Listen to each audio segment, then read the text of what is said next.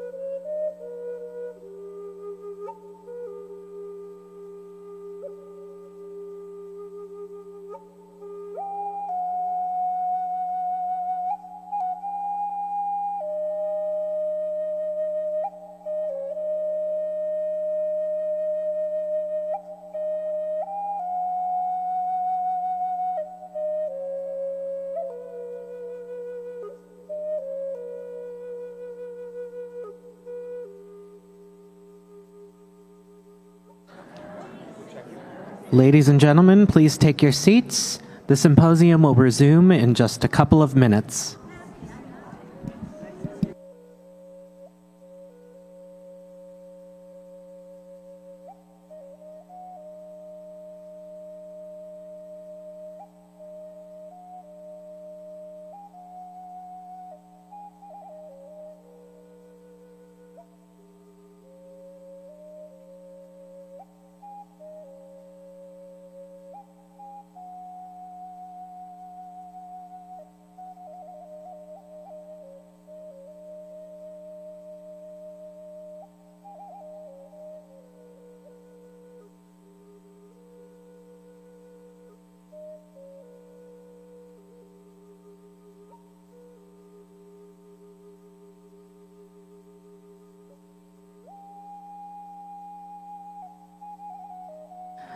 Good afternoon and welcome back. We are going to begin the afternoon sessions. Between the two sessions this afternoon, there will be a 10-minute break, but we're going to begin now, so please welcome to the stage Sean Mooney, Jacob Butler, and Nora Naranjo Morse.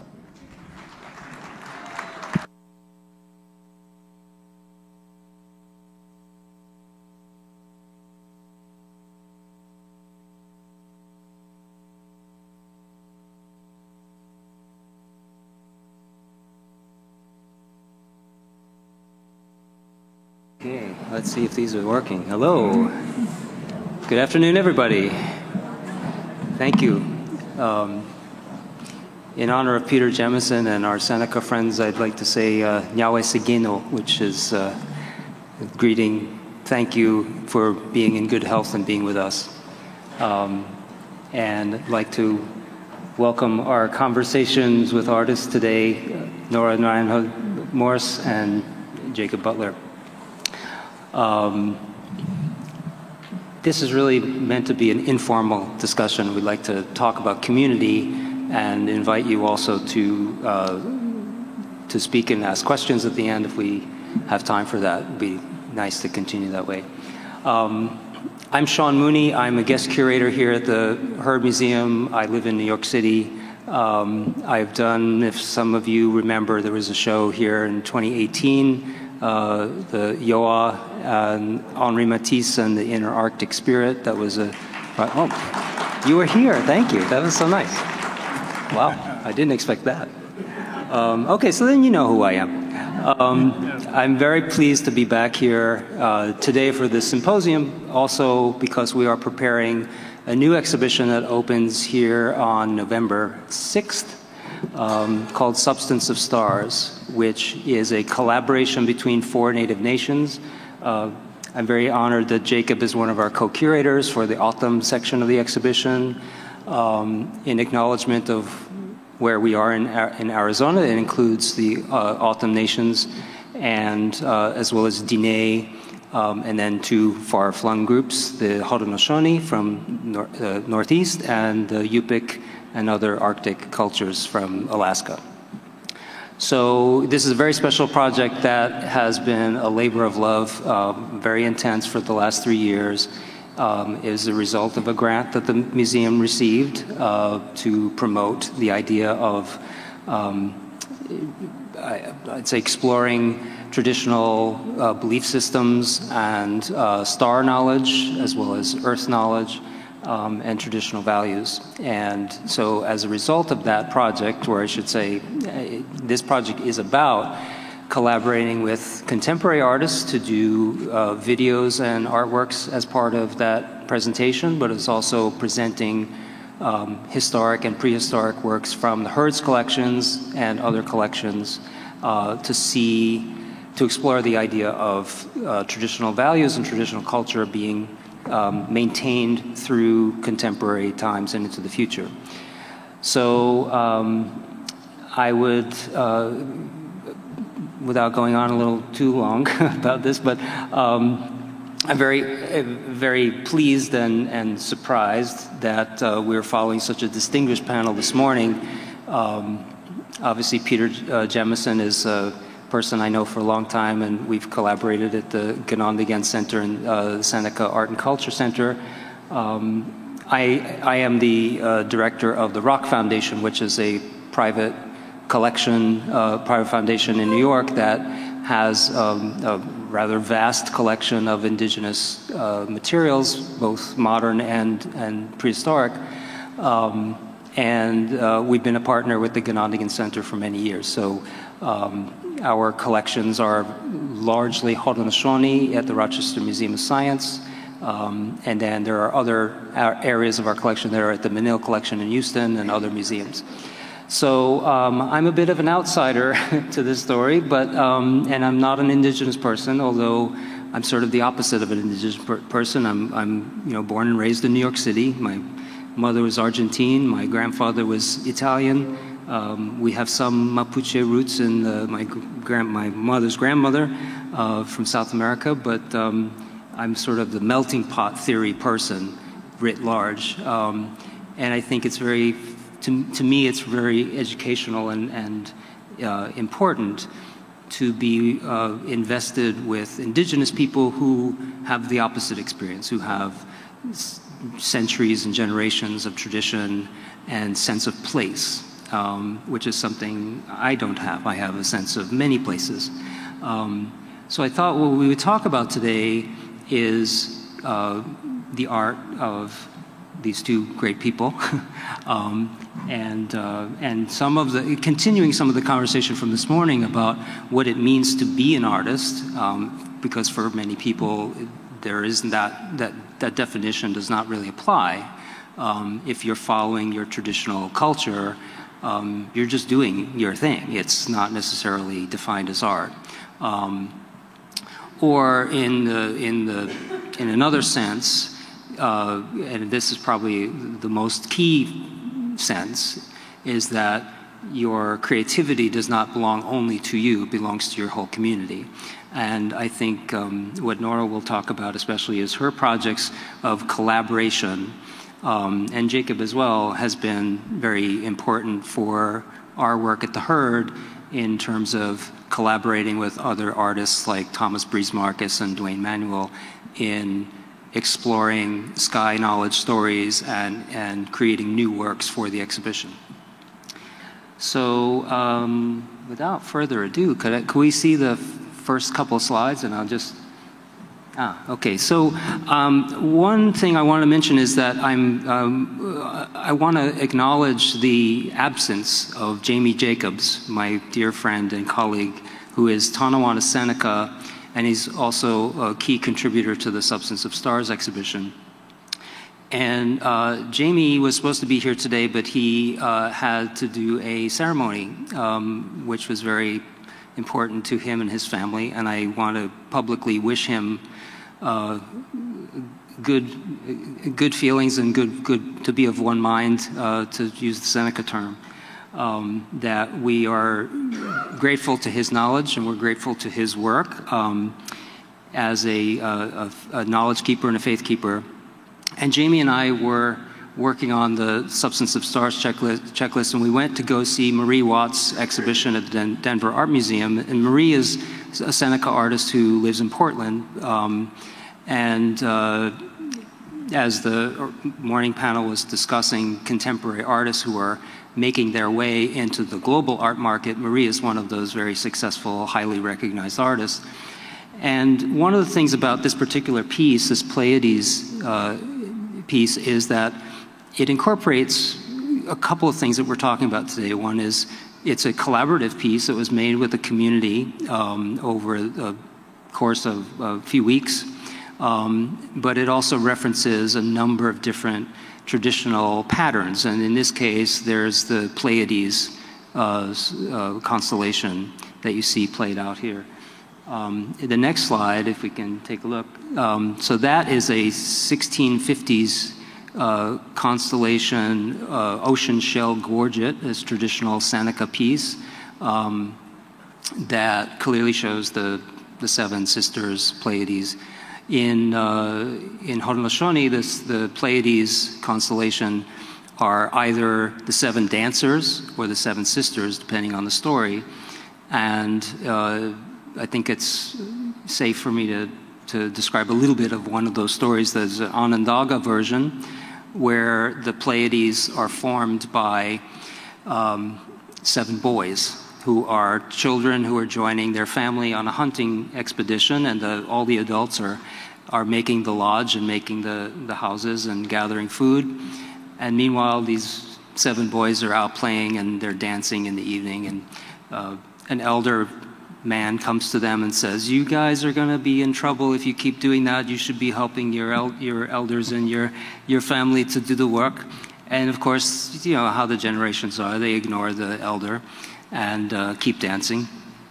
And so they're doing this night after night, and then one occasion, one of the boys goes to his mother and says, "We want to have a feast and we want to bring some food out to the field where we're dancing." And of course the mother says, "No way, you're going to have your dinner here with the family like everybody else."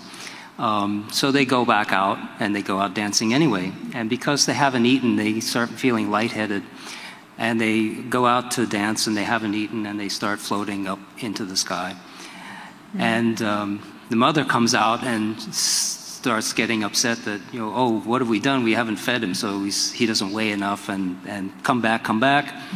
And one of the boys looks down and wants to return, and he falls and becomes a falling star. And the rest of them continue up, and they permanently remain in the sky. So that's the idea that these stories are embedded in all of the iconography of traditional art,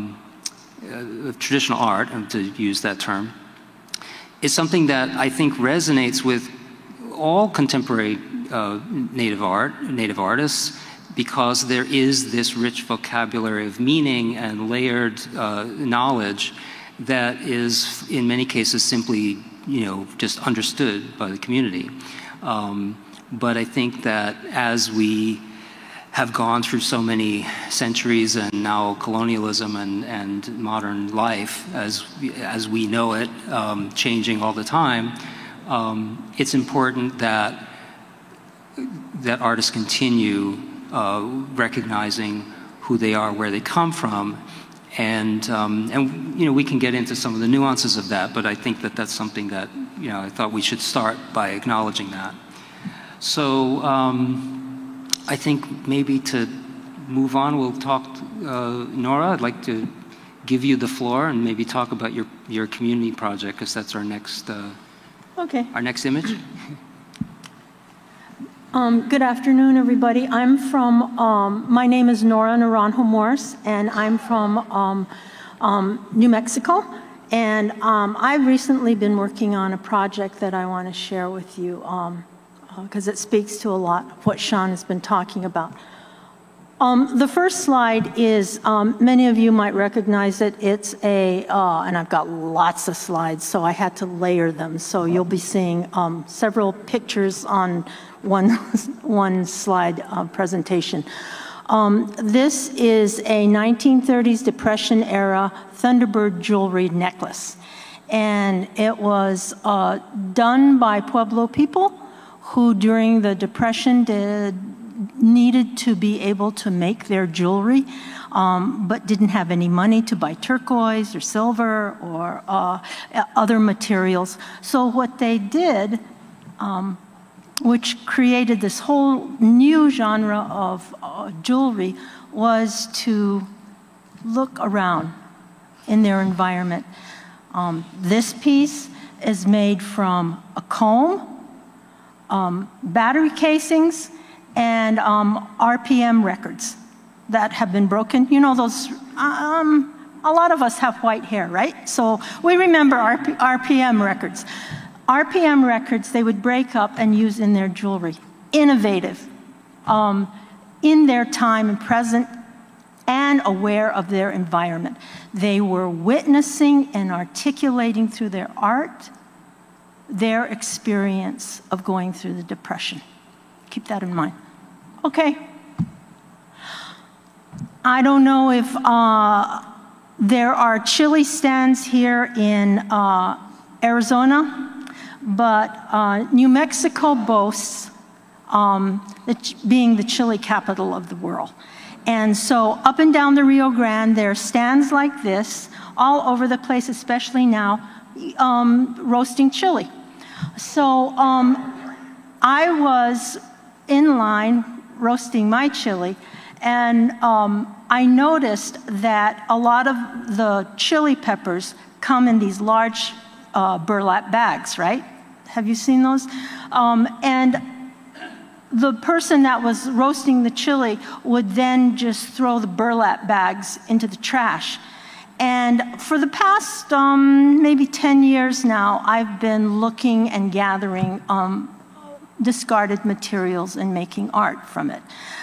And so when I saw these burlap bags getting discarded, I needed to start collecting them. And so I didn't really know why.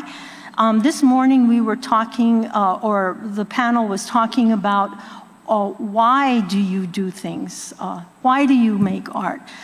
I can't explain it either, but the most simplest things on the most ordinary of days, like standing in line and watching people roast chili, something happens to me. And images start occurring in my head and in my heart probably. And I for the next 2 or 3 years, I have been collecting burlap bags, right? And so around the time that I had begun this journey of mine, COVID hit, and everybody went into isolation. By then, I had a few hundred burlap bags and I had plenty of time, right? So I started repurposing the burlap bags. I took them apart, I dyed them, I sewed them, I looked at them carefully, and I started realizing that the weave and the burlap, back please, was similar to the monk's cloth that makes the traditional Pueblo ceremonial mantas and kilts and Jemez shirts. And the fabric weave is wide. You can see that at the very top, the white. The weave is sort of loose. And this particular example of manta was done by Luisa Romero, who is from Ojapó, Owingeh, from Santa Clara Pueblo. She's a master. She's about 87 years old, and she sits there for months just sewing and sewing. It's a very meditative, very focused, intentional way of dealing with her material. When I realized that, I also knew that there was something that I was picking up from this process of sewing and stitching that I would use in this burlap, even though I had no idea what it is I was going to make. So we're still in COVID, and like you, whenever I needed to talk to somebody, it was either on the phone or Zoom. And I was yet on another Zoom call, and I'm like Jacob, who, when I'm talking on the phone, I'm also doodling. and after my phone call, I think it was to somebody from NMAI, I looked down at my paper, and I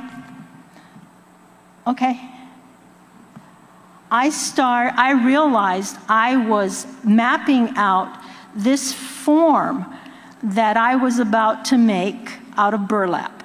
And I came to this through this conversation.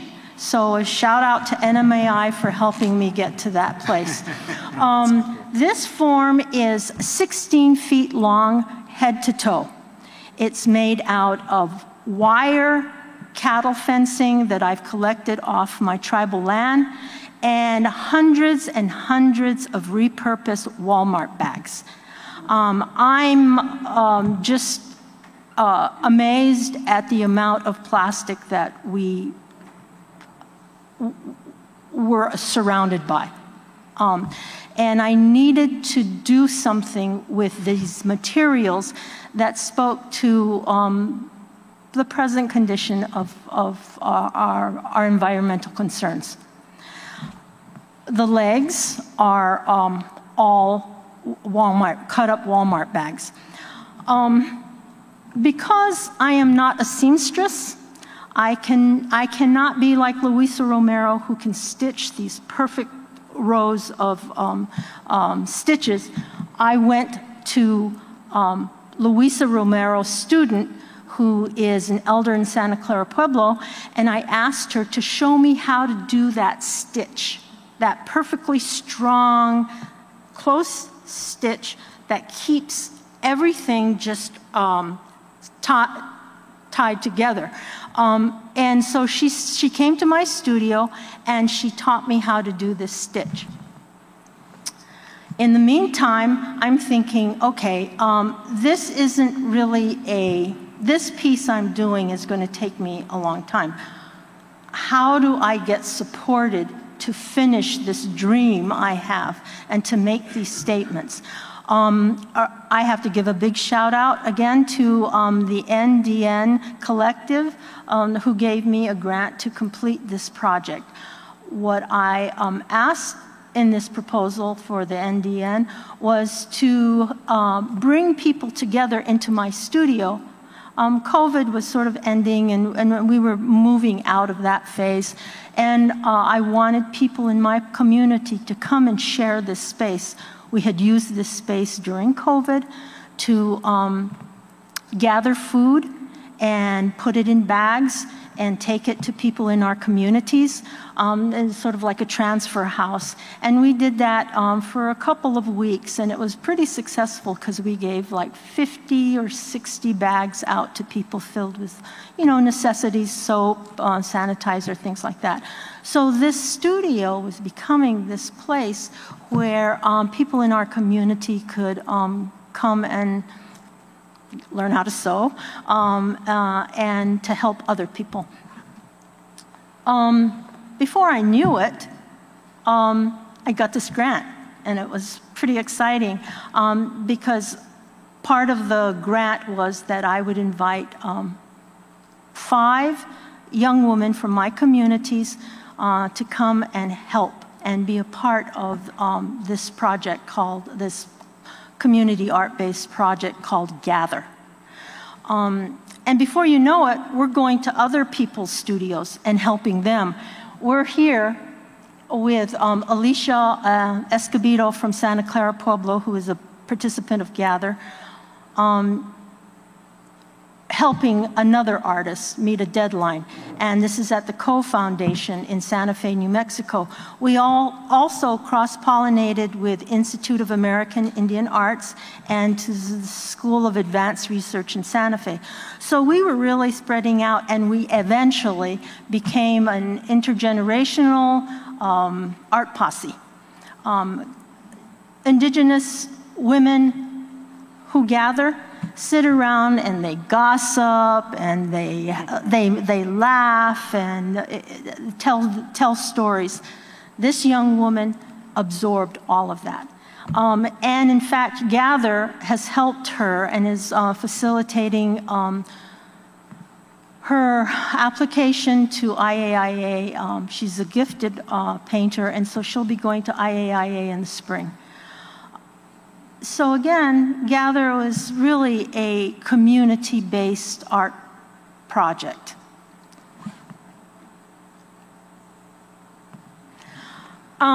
This is one of the elders teaching us how to sew that manta stitch. And I don't want to sound corny, but it's like wrapping yourself up in your work, right?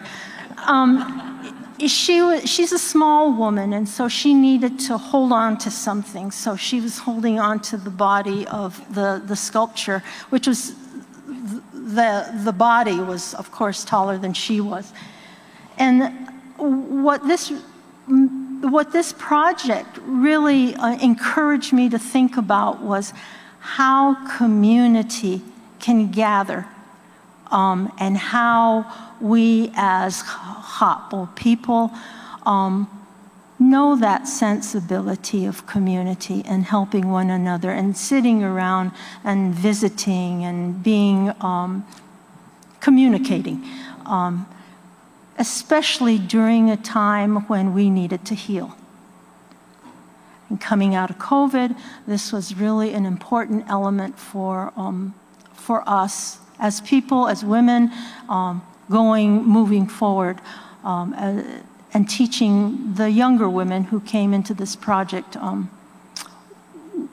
what was important to a specific generation, but that cultural information was readily available for them. And that's what I've been doing for the past 2 or 3 years.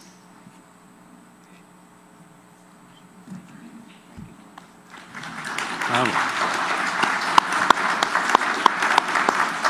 Thank you, Nora. Well, that's exactly, why we're here. Mm-hmm. It reminds me of a couple of differences that, we were talking the other day in preparation. We want to acknowledge that there's a huge difference between our very competitive contemporary art world and the traditional process of making art. Like we think about in our hyper-capitalistic reality today, that the acquisition of knowledge is very competitive, that we want our kids to go to college and be better off than we are, or we want that, you're trying to get an advanced degree so that you can advance your career and be ahead of the game or be ahead of other people. And traditionally, knowledge is shared and passed down in community. It's the foundation of the family.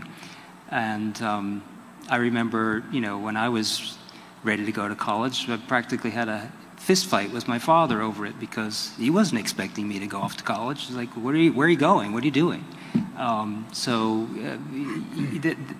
grateful now that we had that argument, because I took my own position, but it wasn't his position. It wasn't the family's position.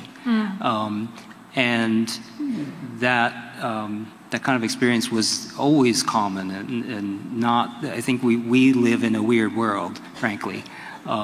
So, in that sense, I'm very, very interested or attracted to people who are, coming from this totally other place. And Jacob wears many hats. He's just been elected councilman, if I may say. Now is a politician with a big job.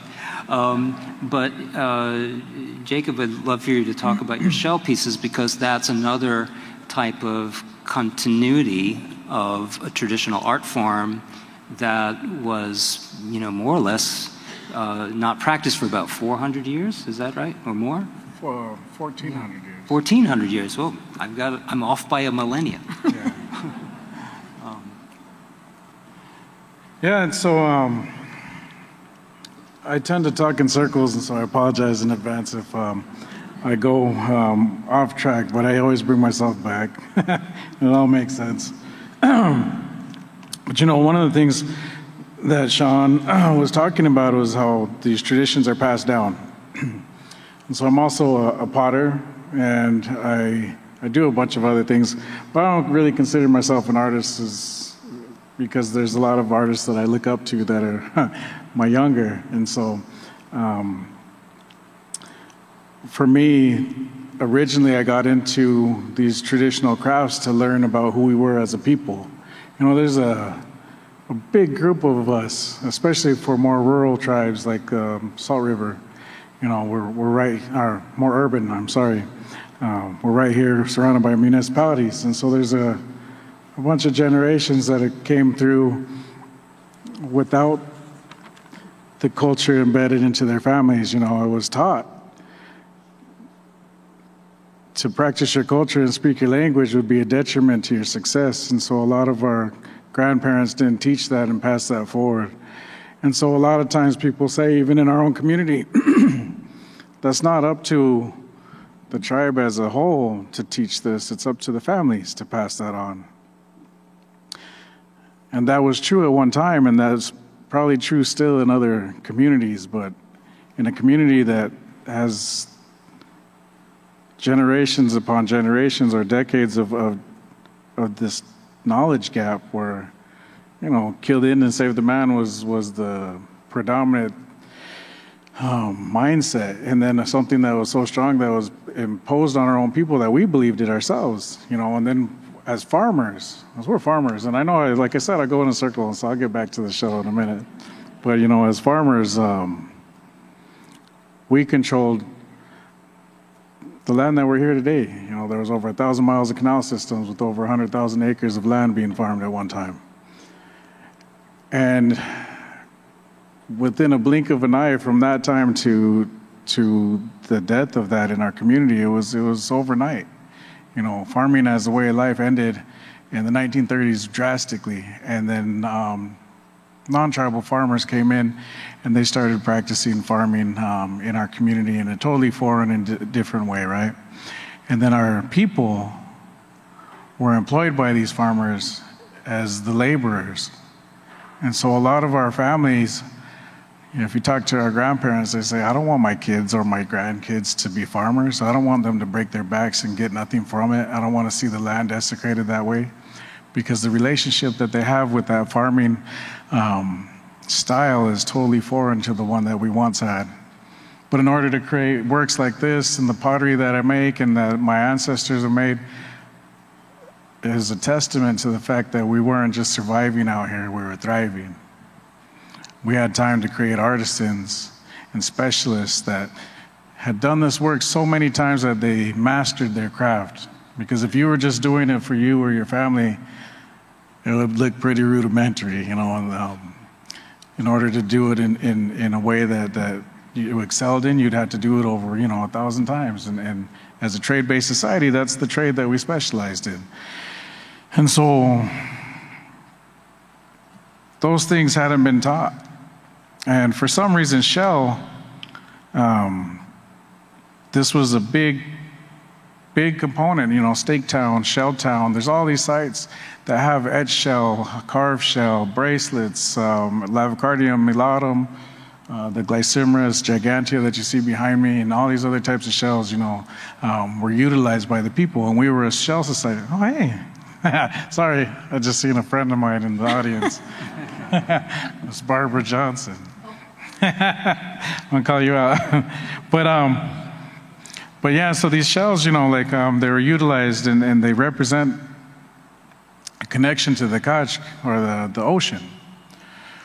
And so they connect us to that large body of water and the pilgrimages that we went to take over there and gather salt, and we'd bring those shells back and we would create ornamentation. And there's sites here that some of the homes that these works of art were being created in, there's like 2 to 3 feet worth of shell debris, and they're showing that they're being manufactured here, and somewhere along the lines, they started etching shell with saguaro wine. And so they would create these works of art that I'm going to get into later with saguaro wine. And so they would use the fermented syrup and they would make wine, and that's what we used to call in the rains, and we would actually become clouds, the embodiment of these clouds in that ceremony. But afterwards, they would use them to etch these shells. And I'll get into some of this stuff too. Before, you had these people that specialized, one person worked in shell, one person carved, somebody else you would get your wine from, somebody else you would do this. You would trade your baskets for other resources. But today, much like you were talking about, in order to replicate or bring these things back, you have to have a vast understanding, and not just what you want to do, but all the components that factor into that to get you to where you are. And that's a lot more than I thought I'd have to do when I first started learning about some of these things. But I think for me, that's what drives me, is the learning of the techniques and the process. The process is intriguing, and I freak out on it. That's all I do until I can confidently say that I know how to do something, then I'll move on. I get bored really quickly with it. But so this process, you had to know how to ferment wine. You had to know how to process your syrup, and when to harvest, and what season, and how long you had, and where to get these shells, and what type of shells were utilized for what, and what grain of the shell was more beneficial to creating a bracelet, and which ones would etch better. And so there's a lot of knowledge that goes into it. And for about 400 years it lived here. And the O'odham, the ancestral O'odham, the ones that most people know as the Hohokam, a name derived from our word for our deceased, our Huagam.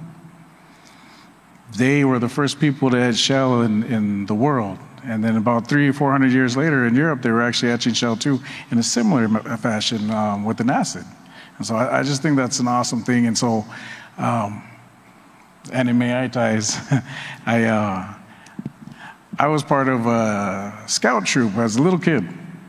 And we were the first Boy Scouts and I don't know how you feel about Boy Scouts now, but at the time it was kind of a cool thing. As a little kid, we got to shoot guns and do things, And so we were one of the first Boy Scouts in the country that were from a Native American community, and we got to go to an international jamboree in Connecticut. And on the way over there, we went to the National Mall, and we got to see all the collections and the Smithsonian Institutes, and one of the exhibits was of our salt flats, the O'odham salt flats in the Sea of Cortez. And so these shells aren't found anywhere else in the world. There's relatives of those shells that are found all over the world, but these specific shells only come from that one site. And they're indigenous to that land, but they're indicative of our people. And so no matter where you go, if you find an archaeological site that is related to the ancestral O'odham or the O'odham O'odham, Donna O'odham, Yachir O'odham, and all the other O'odham, you'll find these shells. And so it was just an awesome thing to see, and I never heard anything like that. And so as a kid, I was intrigued by this, and I started learning, and I tried all the stuff that's in the archaeological studies and theories, and it sounds really romantic, right? The ancient saguaro wine of the O'odham, or the desert people was used, or the Hohokam was used to etch these shells.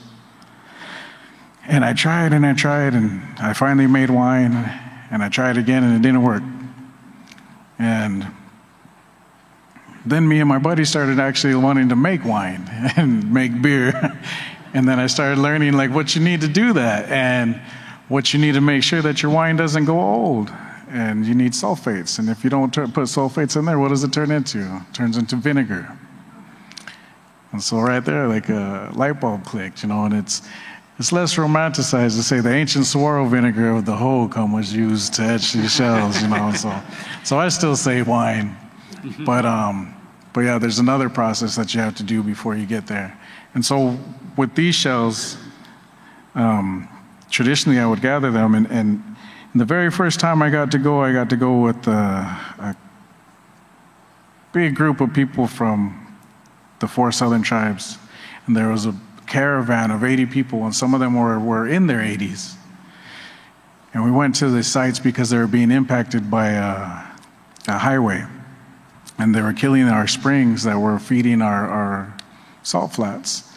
And when we went, we've seen these beautiful red on buff shoulder pots that had been sitting out in the middle of the desert for hundreds of years, and arrowheads and machetes, grinding stones. And we got to collect shells, and it's the first time I ever seen these shells outside of that first collection as a kid. And so we're like little kids on the beach gathering these shells, and we got yelled at to give offerings and to do the right thing first. And then we got told, if you do anything with these shells, don't sell them. Give them away. And so I came home with boxes of shells, and that's how I learned. I learned how to create these bracelets and these etched shells from hundreds of shells that I had gathered that day, and I gave them away to everybody. And then now, I gather them, or I make deals with people, and the trade of today is cash, right? So I do sell my work. But Those first ones were all gifts, and that's where I learned. But I had to learn from trial and error, and I had to learn from continuing to read and applying what people thought, and then tweaking that, and until I had something that I believe was the right way to go. And with other things, it's a little easier, because I get kind of goaded into asking or responding to this question, because they're looking for a response, a specific response that I was taught by my ancestors or my elders that were then taught by their elders, and it's a chain that goes all the way back. And with pottery, that's almost exactly how it goes, like from your teacher to the student, to that student becoming a master and having an apprentice. That information has remained constant and relatively the same from all the way back. It's a tradition that hasn't died and hasn't left, and we still hold today. And the same thing with basket makers. It's a coveted art form that we have taboos on, that certain people can do and certain people can't. And in that way, shells are totally different, because we've never lost our relationship with the kach. We never lost the relationship with the kokok, the shells. But we forgot how to do that for some reason. And so, it started about 1,400 years ago. I take that back. I'm sorry, Sean. It started about 1,400 years ago. It existed for about 400 years, and then for 1,000 years, it wasn't here, And so there's been a 1,000-year gap where that knowledge doesn't exist. And that kind of is like the generational gap that I'm talking about today. You can say it's up to your family, but when your family no longer has that knowledge and there's somebody that really wants to learn, it's up to the people to bring that knowledge back into those households. And so a lot of people were telling me, you shouldn't teach this. Don't teach this to anybody, because they're going to steal from you. They're going to sell their work for less than you and undercut your stuff. And it's that's only yours. This existed 1,000 years ago. It's not mine. The expressions and the way that I decide to do things, those are mine. Those are unique to me. But they're heavily influenced by my culture, my traditions, my values, and the teachings that my people have given me. And so in this shell, I told you I'd get back here. So in this shell, if we look at this one, this is a very contemporary version of a really ancient and iconic motif of a raptor, like a hawk or an eagle fighting a snake. And we can leave it here for a minute, but in the classic version, the one that you find fragments of, and the umbo is the rounded part. I'm gonna take this. So the umbo is the rounded part of the tip of the shell. That's the umbo. And on the umbo, you usually find a smaller version of I misspoke. I was going to say it's similar to the Mexican flag, where you find a hawk or an eagle eating a snake, fighting a snake. But in here, it's a crane. And what you see in the archaeological record with the shells are these cranes are herons, and they're fighting a rattlesnake. And so usually on the umbo, you'll find this heron, and it's a very small version, and we'll see it in the next picture. This one here. So that little tip is a very small heron that's biting the head of the snake, and then in the talons of the crane, he has the tail.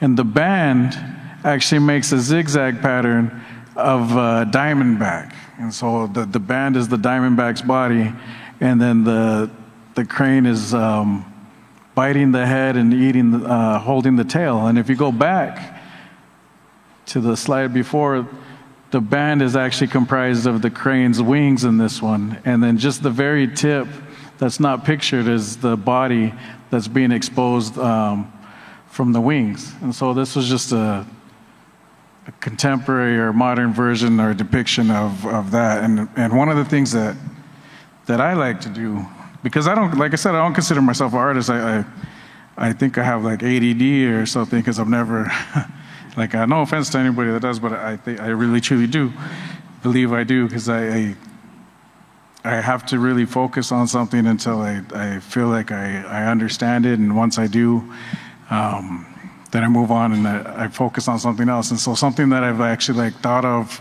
creating in one medium, by the time I get to it, will be expressed in another. And then it's weird because I work in these circles. By the time it's around the same season, I'll pick up these shells or something else and I'll start working in them again. But with this one and with a lot of the stuff that I do is to try to show that there's this continuum that exists that's alive and well today, you know, and a lot of people talk of the Hohokam as this ancient civilization that just up and left and disappeared, you know, and I would say maybe some of them maybe moved on and became something else, and you know, but we're still here. We're still here living in the same places that we've always lived. And archaeology likes to say, from this point to this point, this culture remained relatively the same, enough to say that this is a society, right? And within this, it's a study. It's a study of a dead culture. But before that, we were something else, and we were termed something else because the material culture that we had in our communities was different. It was different enough to say that this isn't the same people. Whether they're the ancestors of those people or not, their material culture is different enough that they weren't exactly the same. And to me, I would say this: anything that's alive and well is going to either evolve or regress, but it's going to change. And if you look at the way we speak today, even English has changed. How many times, how many words have been replaced by other words? And so why is that any different for our people? And if you look at your own grandparents, can you honestly say that I lived the same life in the same way, at the same principles, in the same material cultures that my grandparents had? Now think 1,000 years removed from those people. Are those any less your ancestors? No. You're still their descendants. You just have changed, and so have we. We're very much 21st century Indians, right? Like, I like AC. I know they do over there. Yeah. I like comic books, you know. But I understand that these traditions and values and the things that we teach are intertwined with these art forms as well, you know. And so when we're sitting in, and I'm the garden coordinator for Salt River, soon to be on council, but I'm not going to claim that until I actually get there. So I get paid to play in the dirt and grow food. And oftentimes we talk to kids and we say, you know, like, ask your parents what they know about gardening. And a lot of them are like, oh, my parents don't know anything. My grandparents don't know anything. And so we ask them, go home and talk to them. And they'll come back and they'll have all these stories. And just having that little bit of memory like triggers all these other things and events that happen in their lives that had to do with farming, you know. And the same thing with this, when you're teaching about like a gourd rattle or making these shells, you talk about that connection that represents, and you start talking about so much more than just the craft, and it becomes so much more than just a craft. It's a way of teaching a lesson and passing on that cultural information that's been lost. And so, and we even just being in the presence, like we've had elders sitting in our garden and they'll talk about things that they haven't remembered since they were like 10. And they're like, I can't believe how vivid that memory was. And I haven't thought of that for about 80 years, you know, and so it's an awesome thing to behold. And with the shell, with the etching, I think we can go to this next slide. And the next one over. So with this one, this is the shell etching that I do with the saguaro wine. And with the shell etching, you know, like I said, there was nobody to go to. And so it's weird for me because they say, well, who taught you? And I would say, nobody. And then for us, it's disrespectful to say, I don't know how it is with other tribes, but to talk about yourself and any, or me. And for a little bit there, though, I was a little less humble. So I'd be like, no, I learned all this stuff, man. I had to read books, and I tried it, and I had to go out there and do this, and because I didn't have a teacher.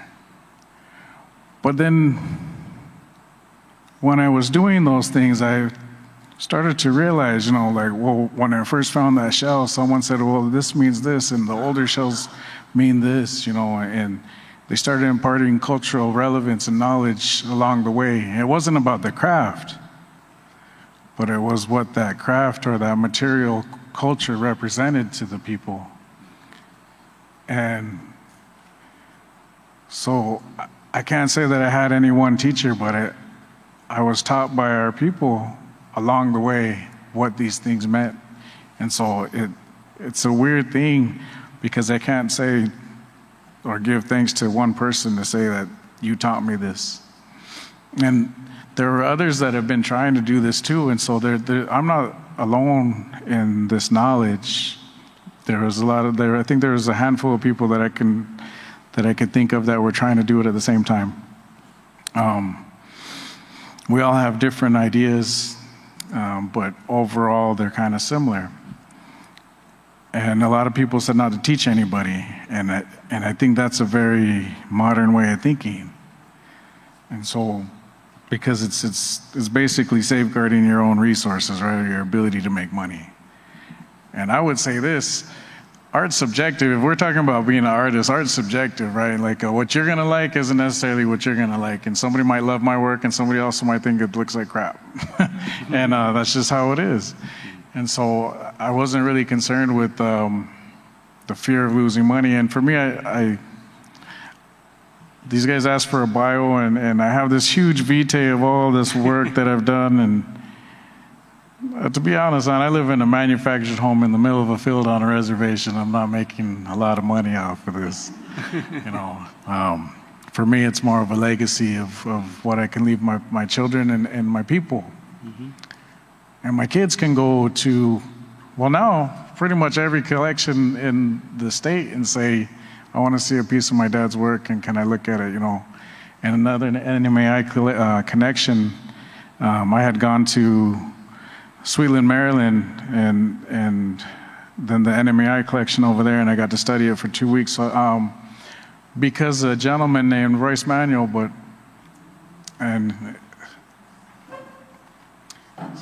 so he had applied and won artist leadership grant from the Smithsonian. And he could have went and did it himself, but he went and asked the tribe if he can take other artists that he respected and wanted to learn more, and he took us with him. And so I got to go with him for 2 weeks and study that collection. The whole time we were up there, I was like, oh, I know a little bit about that and this and that. And the gentleman, his name was Kevin Lewis at the time that was running it, and he said, well, I like that Nike saying, if you can do it, why don't you just do it? Like, what are you scared for? And just do it. And so they were telling me to apply for one, and I said, no, I didn't have any aspirations to do that. But they kept pushing me to try, and so I promised I would do it. And then on the last day, the grant was literally due the next day, and they called and asked if I had did it, and I said no, so I sat up all night and I wrote this grant. I wrote this grant in the night, and then I got my signatures in the morning from my sponsors or whatever, and I sent it in right at the deadline, and I didn't think anything else of it, and I ended up winning that award, and so I got to go back. And one of the things that I had in my proposal was that I wanted to come home and teach a class of what I had learned there and what I had learned prior. And I got to teach 25 people in our community this art form. And I was telling everybody, this is my first class, these are my first students. And we try to do everything traditional, like we showed them the contemporary way, like with the vinegar and nail polish, and I showed them how to do it with the different ideas, like with pitch and lac, and my kids were there to help me. And people kept coming up to them and saying, like, because there's smaller things that you don't notice on the shell, like underneath the umbo where the two joints connect, you have to grind those off. If you're going to drink from it, you got to grind down the bottom so that part doesn't stab you.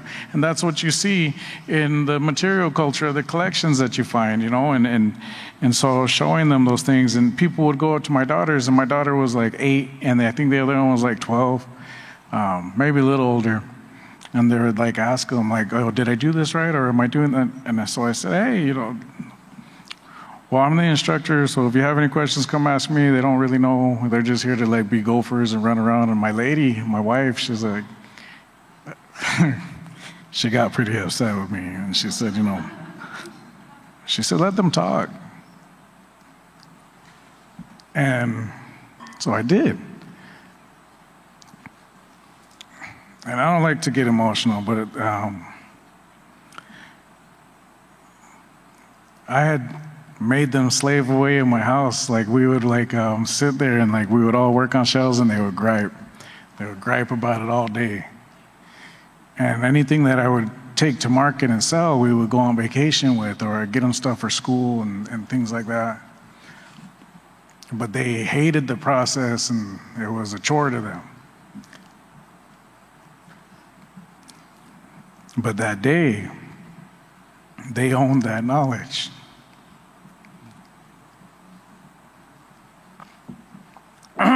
Excuse me. But I was really surprised, like, because all the crying and all the griping that they had given me, and all the crap they had given me all those years, like, they owned that knowledge. As little as they were, they knew how the process was, and they were able to teach these adults. And my wife, she's like, those are your first students. Bravo. And that's what we're trying to do. Yeah. Is bring that knowledge back to the home.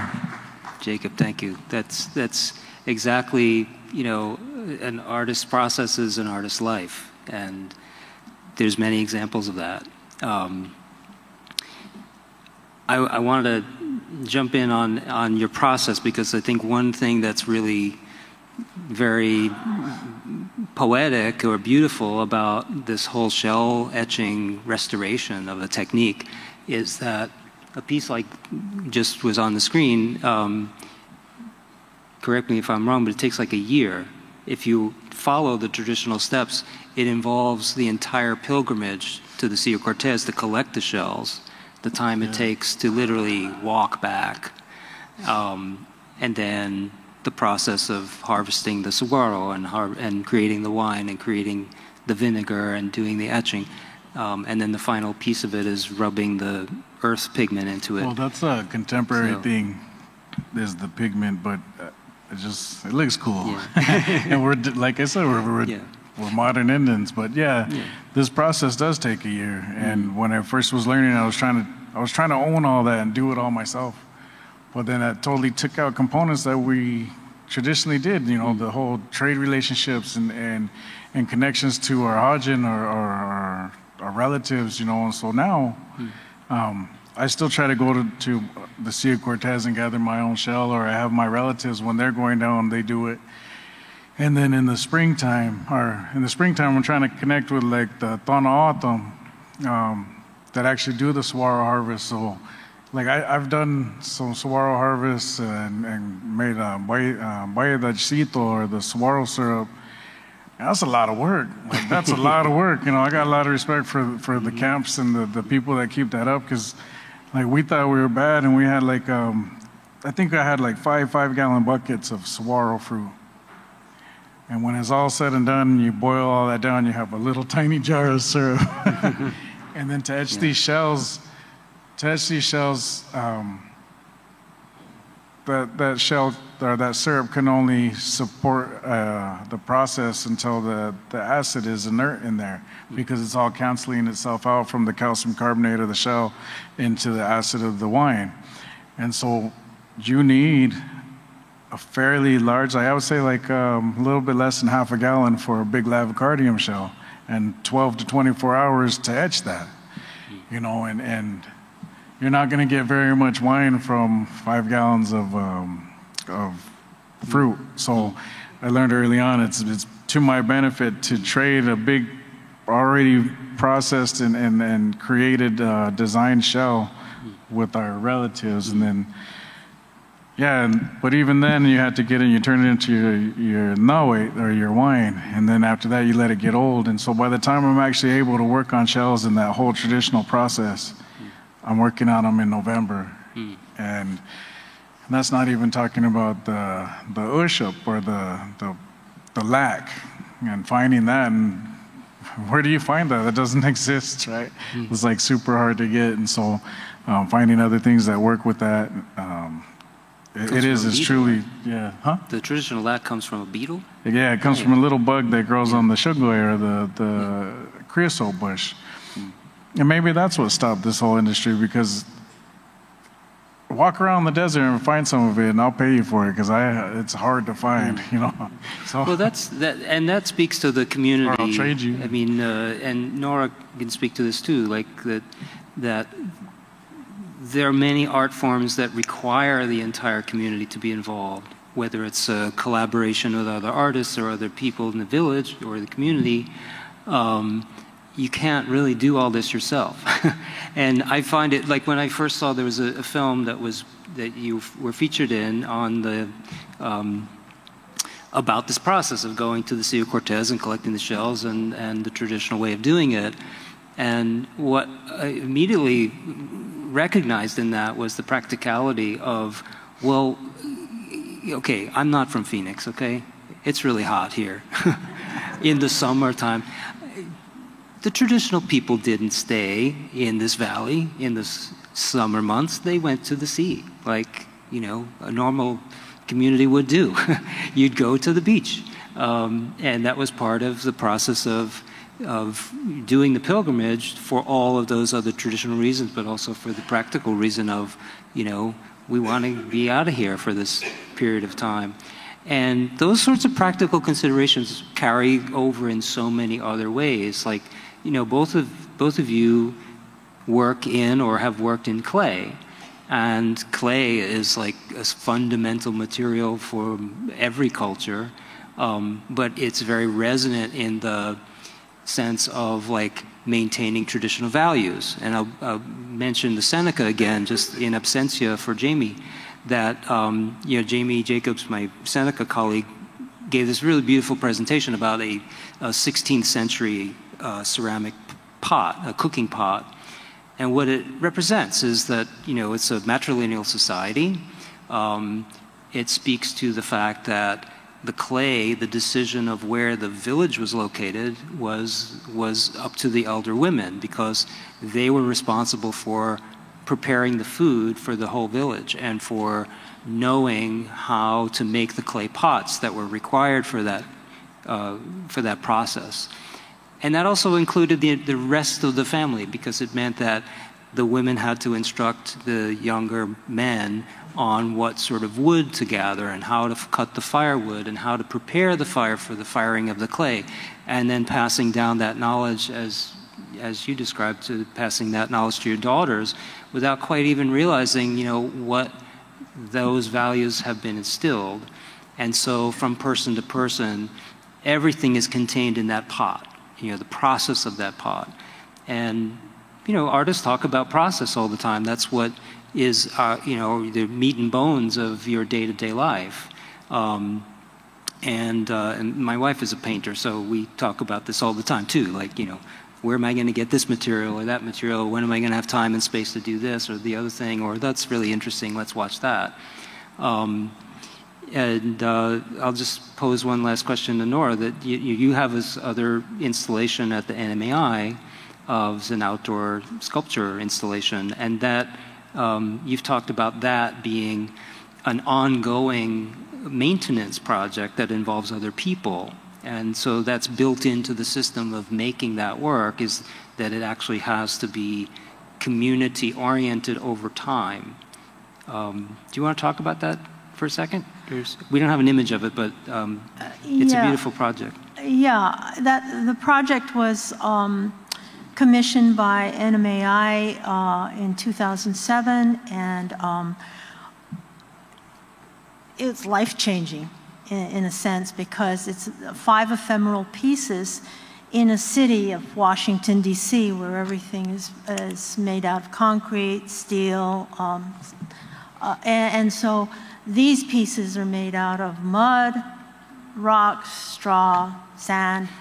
And when we arrived, our construction crew was a 79-year-old Mayo man from Mexico, his daughter, the son-in-law, and 2 children.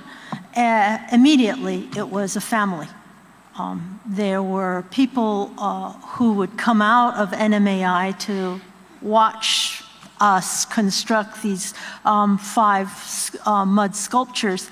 And before you know it, they were also participating. So the family kept growing and growing. And at this point, it's my commitment to it is for the rest of my life. And I feel that my art process is part of that invitation to allow people to come in, because mud is very forgiving. Oh, it's such a perfect medium for me because it's so forgiving. And a lot of people are afraid, you know, to think that they're artists or to be a part of this art process. But mud just is so welcoming that there were people out there, plus it was hot and there was water and mud, and you know, that was the perfect way to invite people in during the construction. So that set up a standard of people coming to be a part of this, that investment. And people started thinking, oh yeah, I can work on this. I'm working on an art piece on the Mall of the Smithsonian Institution. And to me, that set a precedence for me, that we are all artists. This morning, Brian was talking about how there's no word in his community for art. In Hapo'owinge and all the other pueblos, there is no word for art. It's who you are. It's what you are doing every single day. Just to wake up and to make something of your day is the point. And so that includes community, because a long time ago, you know, there was the winters that people had to participate in gathering the food, creating and going out to hunt. And in the summers, people were harvesting. And so this was a collective. And living in that was, in my community, had to be a collective. And out of that came the songs, and out of that came the dances, and out of that came this real sense of place and community to not only your environment, but to yourself and to the person you were working alongside of. So, thank you, Nora. Community's big in the villages, still is. I think will always be. That's the glue. Thank you, Nora. So speaking of community, we think we're just about out of time, but I did want to invite any questions, if there are some, for Nora and Jacob. Yes, no, maybe. Last chance. Yes, ma'am. Nora, where is the source sculpture that you highlighted in this slide? Well, there are 2 of them. I'm telling you, this is the truth now. My studio is like very small. And so when I made this 16-foot frame, I realized that I couldn't take it out. So I had to break through a wall. And now I have a French doors that open so that these pieces can go out. And there's not 1, but there are 2. And so your question was, where are they? They're still being made. And what happens in my process is that first I make the piece and then I decide, or hopefully, some they will find a place to be exhibited or shown in some manner. But for now, they're in my studio and they're getting the finishing touches. Some elders will come in and help me make those last-minute changes. And now I have a door to take them out of. Okay. So museum people in the audience, you know who you are. Yeah. Artwork needs a place to go. Yeah, but the whole idea is that the process of gathering the materials and putting it together with the help of other people was basically the whole point. And that's the great surprise and gift, is that when you step back and see this whole picture, then you can really appreciate the minutia of the fabric, the stitch, the coloring, the whole thing. Just like when you look at dances and you see the mantas waving beautifully to the music, you see the whole thing. But when you look closer, you see the work, you see the intentionality, you see just that art form. And that comes from somebody teaching you that. That comes from this whole worldview that you are born into, for me, as a Pueblo woman. Thank you. Yes, ma'am.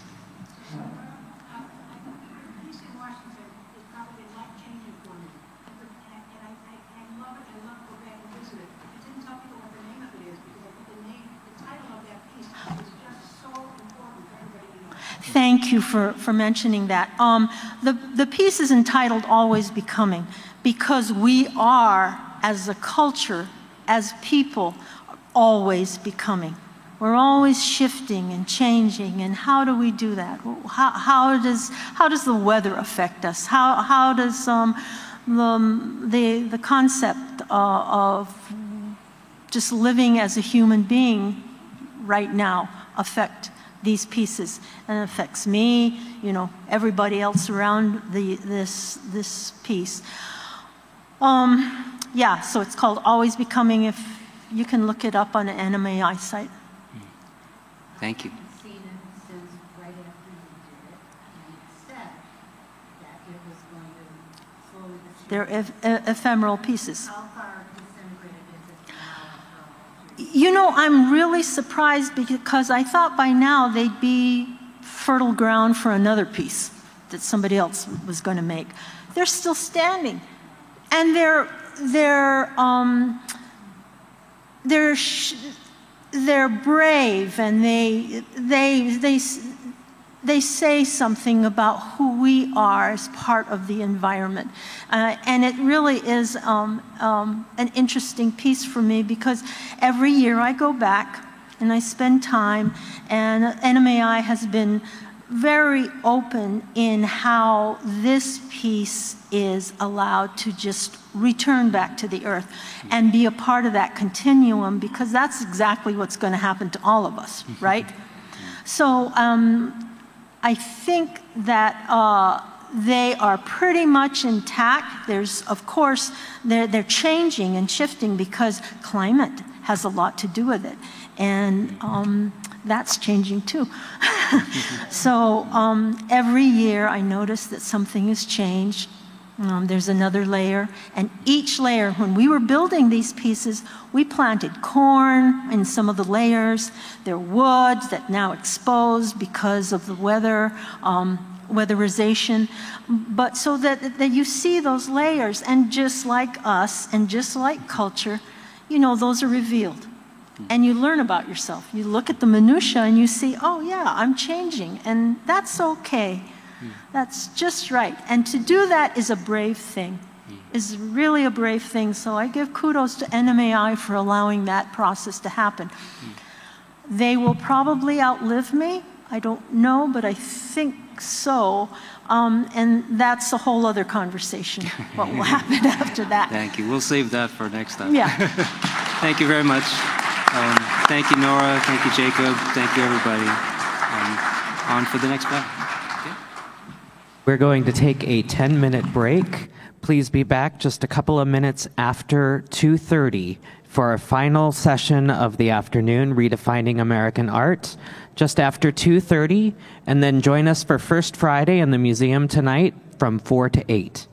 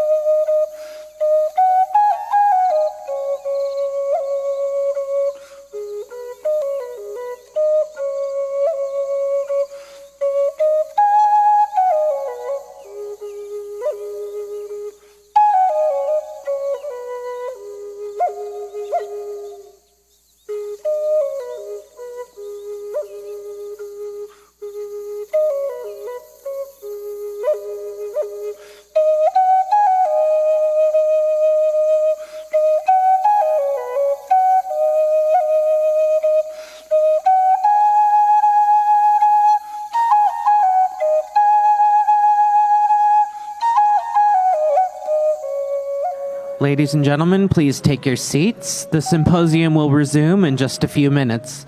Please take your seats. We'll resume in just a few minutes.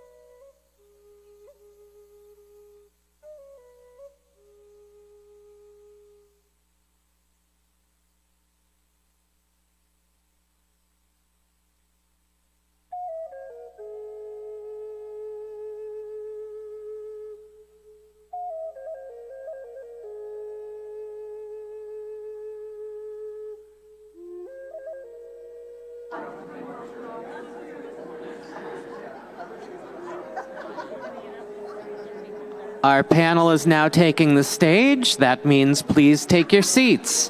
Ladies and gentlemen, please take your seats. The panelists are arriving and we are about to resume.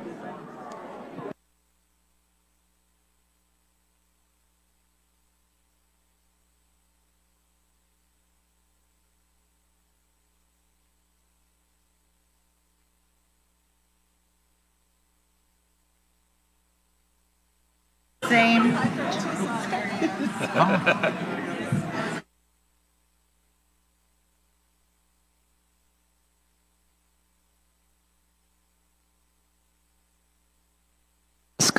Last call to take your seats. We are about to begin. Please take your seats now.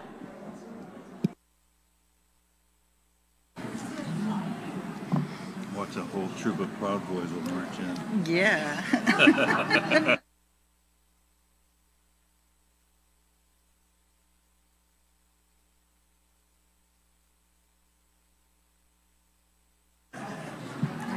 Okay. Well, these are fancy pens. Skugdash. Good day, everyone. My name is Anya Montiel, and I am a curator at the Smithsonian's National Museum of the American Indian. And I also am going to be moderating this wonderful panel of artists. And I just wanted to tell you the format of what we're going to be doing. So each artist has slides and videos that they have prepared. So each artist is going to have a little time that they're going to talk about their own work, show images or a video, and then and it's going to go in the order of Anna Soularkis, and then Joe Feddersen, and then Bob Houses, and then after that happens, then we're going to all have a discussion together, the artists on the panel, and I'm going to be asking them some questions. So I just wanted you to be aware of the format, because it's so wonderful to have all these artists here with us. Joe Feddersen lives in Northeast Washington State in Omak, and then Anna teaches at the CU Boulder in Colorado, and then Bob lives and works in Santa Fe, New Mexico. So I want to prioritize them being able to show their work as well as talk about some of the things that they're doing. So I just want to make sure that you get a lot of chance to be with them, and then I'll come together and I'll ask them some questions. So first we're going to have some slides from Anna Soularkis. Hello. The funny thing about this is that it's not really indicative of my practice at all, the next few slides, because when we had been talking before the panel, Anya had suggested showing recent work, and so this is new work that's all been made in the past month, and then one piece that isn't finished, but it's going to be shown at the National Portrait Gallery at the end of the month. So I'm a trained sculptor. My family's from the Navajo Reservation around Crown Point in a little town called Standing Rock, and from the island of Crete in Greece. And so I come from a diverse background, which I love to kind of speak to, because I think a lot of people like to silo Natives as though we can't have complex histories. And I love that I come from these two very old civilizations that are so deep and rich in history and art and culture. So I'm a trained sculptor. I went to Dartmouth College. I was a double major in Native American Studies and Studio Art, and then went on to Yale for my MFA in sculpture. It was really at Yale where I discovered new mediums and started working in installation, video, and performance art, which is predominantly what I work in these days. A lot of my work deals with Native identity, Native issues, in a multitude of materials. I don't think I have one particular style other than I probably don't have very colorful work. It's very neutral usually, which I say now, but there's a whole bunch of red coming up in a minute. And I think a lot of times people, if they haven't met me and they see my work, they don't necessarily know that it's made by a woman. And I love that kind of gender neutrality that's present usually in my work, which is very different than what I've been doing lately. I was invited by Dana Warren, a First Nation curator, to be in a show at the University of Denver that opened a couple weeks ago. It's called Transformative Power, Indigenous Feminisms. And the show deals with ideas of indigenous femininity. And it's something I hadn't really tackled in my work.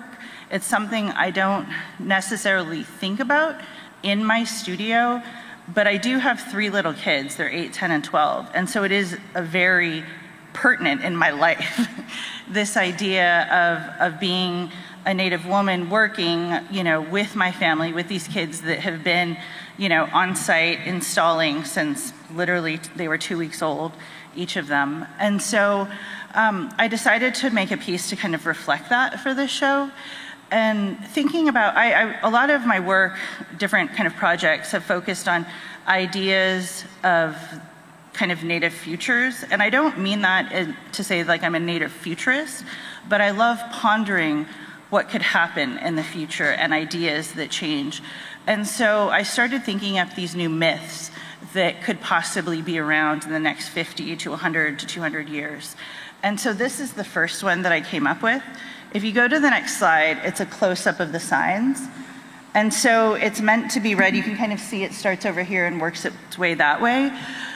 I was interested in capturing the kind of rawness and aggressiveness within motherhood, that idea that you're gonna protect your family no matter what. I was raised by a single father, and I think that's why I tend to make kind of gender neutral work.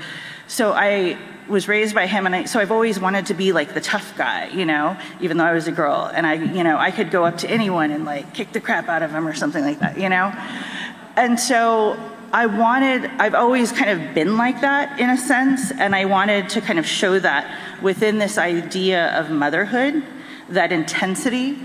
And so that's where this kind of comes out. And so it's an installation of industrial signage, IKEA remnants, which I use a lot. So if you go back to the previous slide, IKEA remnants that I use a lot, casts of my arms that are kind of protruding out from the sculpture, and there's some aspen, and there's an audio installation component as well. And so another show that I'm working towards is a show that is dealing more with climate change. So if you go ahead 2 slides. So the first one was called Her Story, her first story, Shadows and Bones, and this is called Her Second Story, Blood and Water. And so it's still that idea of using the industrial signage to tell a small story or short myth. And I never use narrative in my work, which is completely new too, so this is like all new work to me and new ways of thinking about making work. And so this is the industrial signage. There are 2 videos. I'm not sure, will that video play? No, okay. So there's a video in the back with hands out, and there's blood falling. It's sheep's blood. We did a butchering over Labor Day, so that's where this is from. And then the video on the ground is me digging in the dirt on our homeland in the reservation. And so this is dealing with ideas of climate change, and again, that perspective of the mother or the woman. So if you go to the next slide, you can see this signage. And so when I was thinking about like how the earth might rectify itself, or like how would we bring water back or make balance in the world, I thought of how many times within my household, the mother just kind of has to step up and do it. And so that's the way I kind of saw this. Like I said, I had 3 kids, and each one of them was a C-section.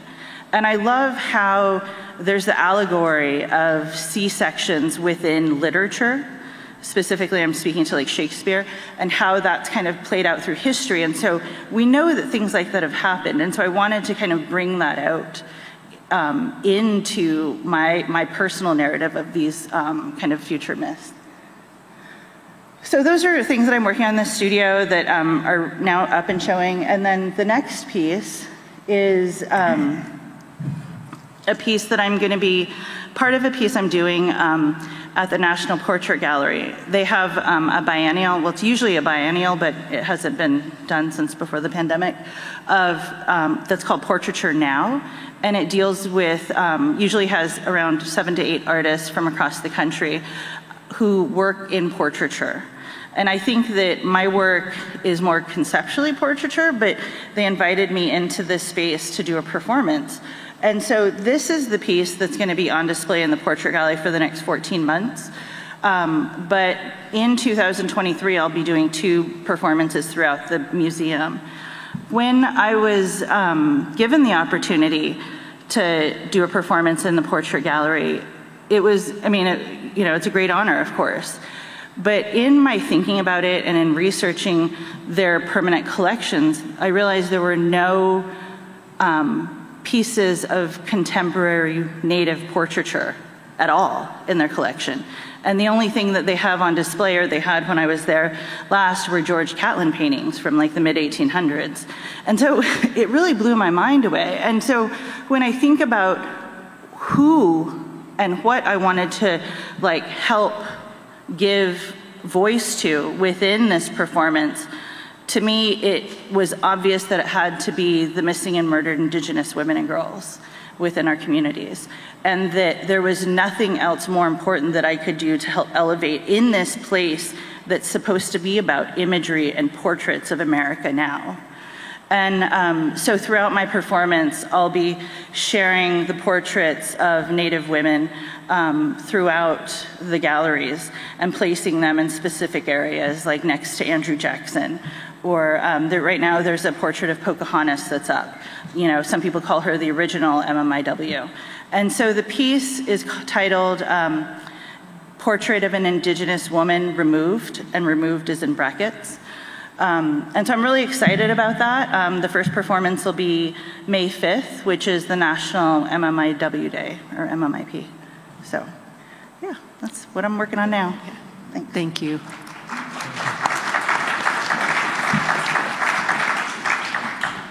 And next will be Joe Feddersen.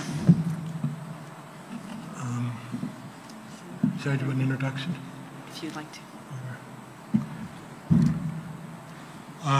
I'm Joe Feddersen. I'm a member of the Colville Confederated Tribes. I received my MFA from the University of Wisconsin at Madison, and I taught at the Evergreen State College for 20 years. Sometimes I think about it graduating when I retired. I was able to move home. And when I was away from home, I'd always thought about, I was always visiting other places, and I wanted to be in a place with my relatives, with my family. And it's been almost 15 years now, and it's really wonderful to just go into supermarkets and things and run into your cousins and to be part of the community. Oftentimes when you're in academia, you're in really supportive communities, but when you're home, you're with your people. And these last 15 years have been just wonderful to become part of the community again. The work that I'm showing here is these 2 vessels they're derived from our traditional baskets, but there's this story that talks about the creation of baskets. And I think about that often. I think about how the cedar tree taught the young weaver how to weave. And when the weaver became competent, the cedar tree told her to embellish the baskets with abstractions of the world around you. And I wanted to take that idea and to bring it forward. And so these are made out of glass, and the imagery is a highway with HOV lane, and the other one is Tyre. These are both in the collection of the Smithsonian. Since then, the Tyre one became a suite of work in itself. I became fascinated by the way that tires have amazing names, and I would, this is very stylized one. I would research the names of the tires, and they have names like Open Country, Rugged Trail, Eagle, these kind of like romanticized visions of the West. And a lot of times our patterns are derived from our world and the patterns around us. So I think of these as the marks on the land, and how ironic it is that these things that are invasive have these beautiful romanticized names, and the contradictions. That was a suite of work that I started about 20 years ago, and the next work, can you show the next slide, please? This is a piece called Charmed. I have to look. And Charmed is, I was asked by the Sun Valley Art Center to do a piece for a thing called on hybrid culture. And my proposal to them was 3 proposals. One was to do a wind chime, a charm bracelet, or a petroglyph wall. And these pieces I called Charmed became all 3. The whole piece that becomes a blanket form are made up of charms that bear cultural significance, are from pop culture, and they're all married together. And when the wind hits them, they become a wind chime. It sounds like a chandelier, and the shadows on the wall behind became the petroglyphs. So they're about place. They're about the world around us.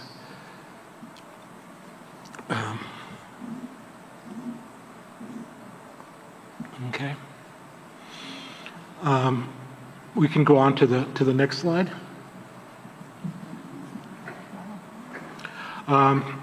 Last fall, I did a commission for the Facebook Corporation. This is one of their lobbies. They've been inviting artists to do murals in their offices in Bellevue, Washington. And this piece is called Occupied Terrain. And it's about the land before they put the building there. It's about remembering the history of the place and merging these icons of the past with things that are around us.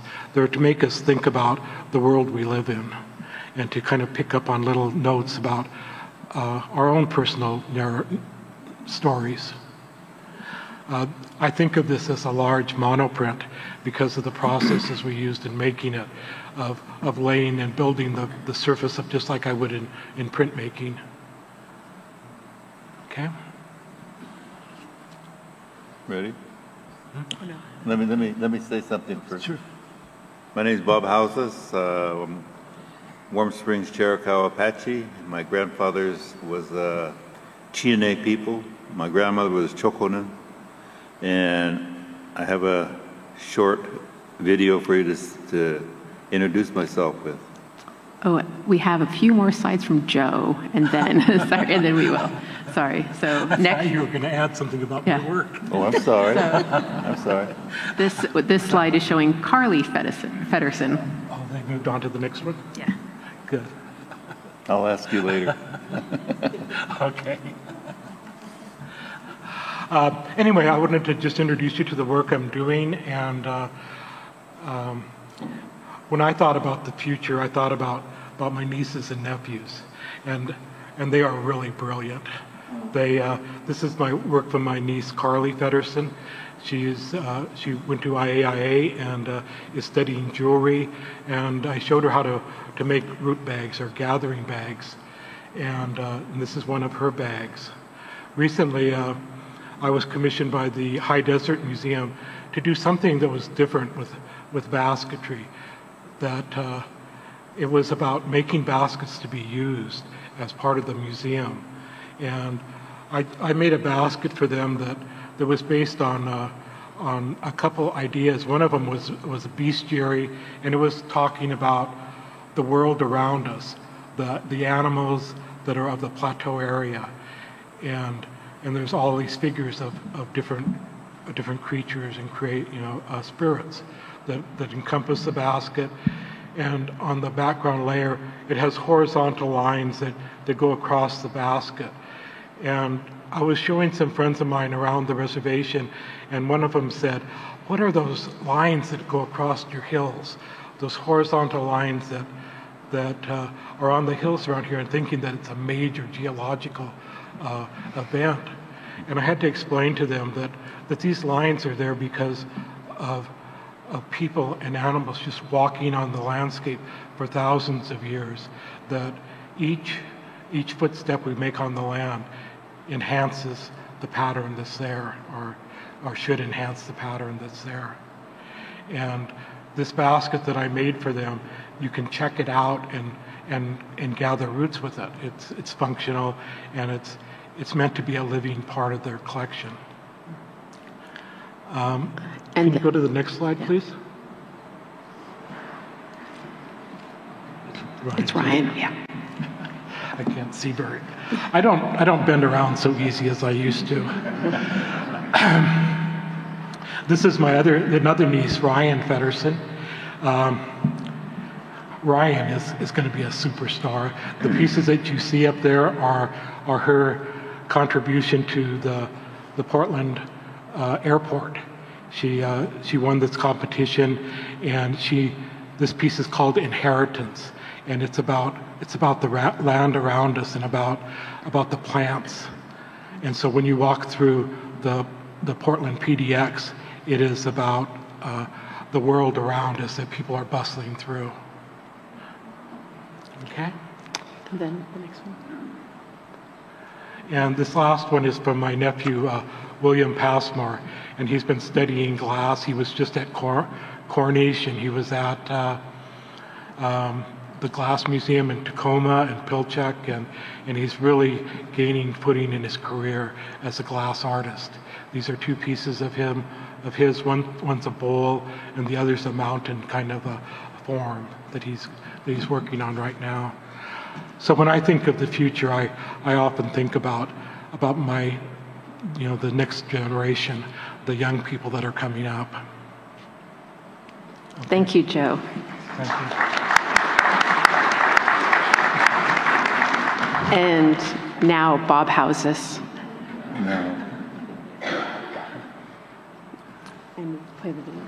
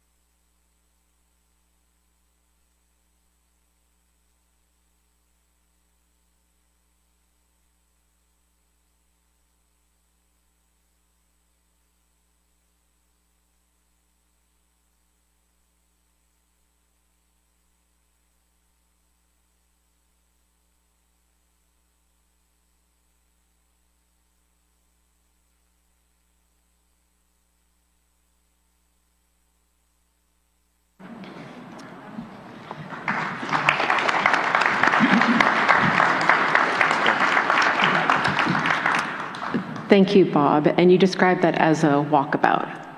Yeah. In thinking of the title of this panel, Redefining American Art, I was trying to figure out what's that about. And I was looking through the internet, and I noticed that there were 2 previous articles that had kind of used that as a title. And one was from the Peabody Essex Museum, and talking about how recently they have inserted Native American art into their American Art Gallery. And then also in 2017 for the Met in New York, and talking about as well the inclusion of Native art in those American art wings.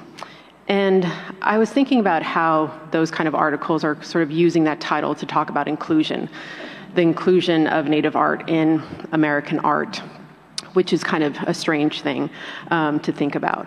But it really drew me back to how when I was teaching, and I had to tell my students that when they were learning about Native American art history and as well Native American history, that I described it as a roller coaster, to kind of explain to my students that it's like you learn about allotment, reservation period, it's a slow period, then you have the Indian New Deal and you're thinking like, okay, things might be getting better.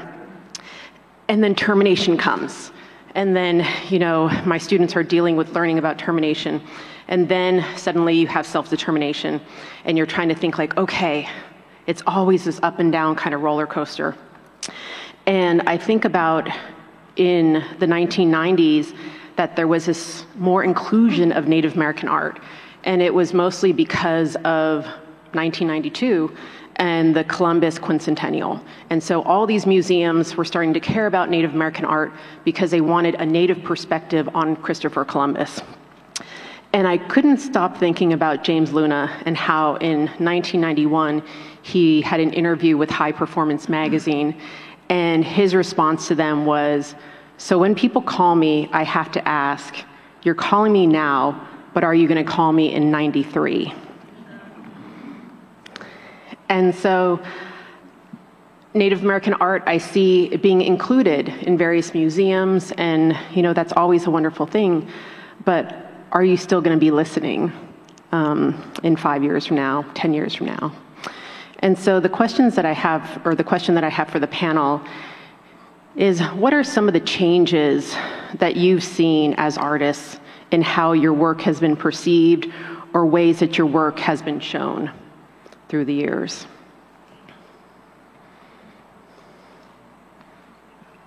Do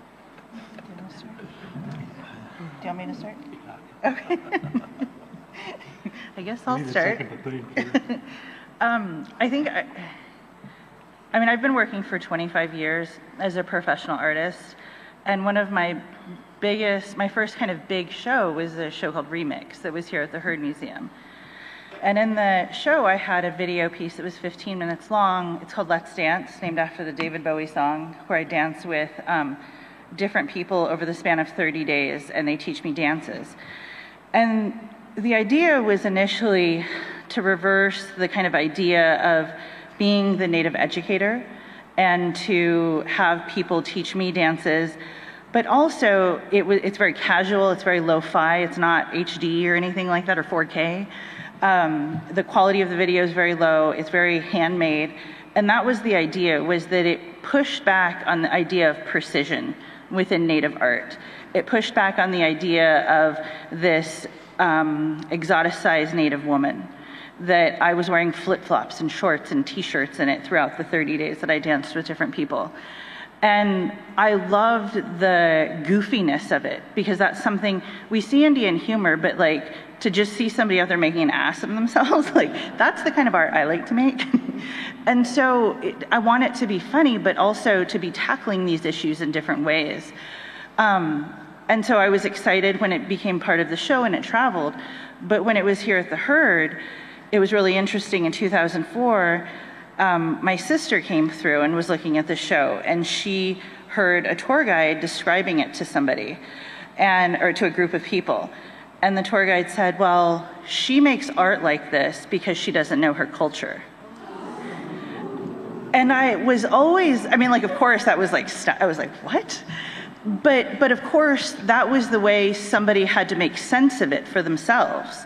They had to make sense of how this could possibly be Native art and how could it fit within this show. And so that's the way that they could make it fit within their bubble. And I think that's something that I've always done within my work, is push boundaries and ask why. Because, you know, I was raised by, you know, a single dad who made Native jewelry that is the most, like, just gorgeous and stunning and precise. And we always argue about, like, why does it have to be that way? Why can't we make things asymmetrical? You know, why can't we have it a little bit more grungy, these different, and my dad is my biggest supporter. He's always on site with me, even though he has no idea of what I'm making or why I'm doing it, he's there, ready to go. And so it's been awesome to have that banter with him. But I think that, you know, in the beginning, luckily I have pretty thick skin, and I understood what I was up against. And it's been awesome to see, literally almost, you know, 19 years later, how performance art is just, it's part of Native art. This idea of non-narrative, non-linear video isn't, you know, a random thing that people do. It's part of the genre now. And I love that people are working in, you know, VR, you know, virtual reality, and like animate, all these different ways, and integrating them within pottery or within, you know, and they're able to kind of overlap and not work in silos necessarily, and work much more interdisciplinarily without those questions of why would you do that? And so for me, that's very exciting. And that's what, you know, somebody talked about it earlier, like as Native people, we've always been adaptable. We've always evolved and like sought how to thrive within a situation. And we've adapted beads, we've adapted silver. There's no reason we can't adopt these technologies and make interesting art that is showing our culture and showing that it has that foundation still. Just because it may not look like it to you doesn't mean that every single philosophy behind it isn't Native in a sense, in its essence. Thank you. It's brilliant. When I think about my own work and how it reflects my Native heritage, I think about like when I was a young artist, you want to be successful in the art world, and you don't want to rely totally on your heritage, but you want to be successful without, you know, doing stuff that would be like, I don't know, to look too native or whatever. And I think that my work started out that way.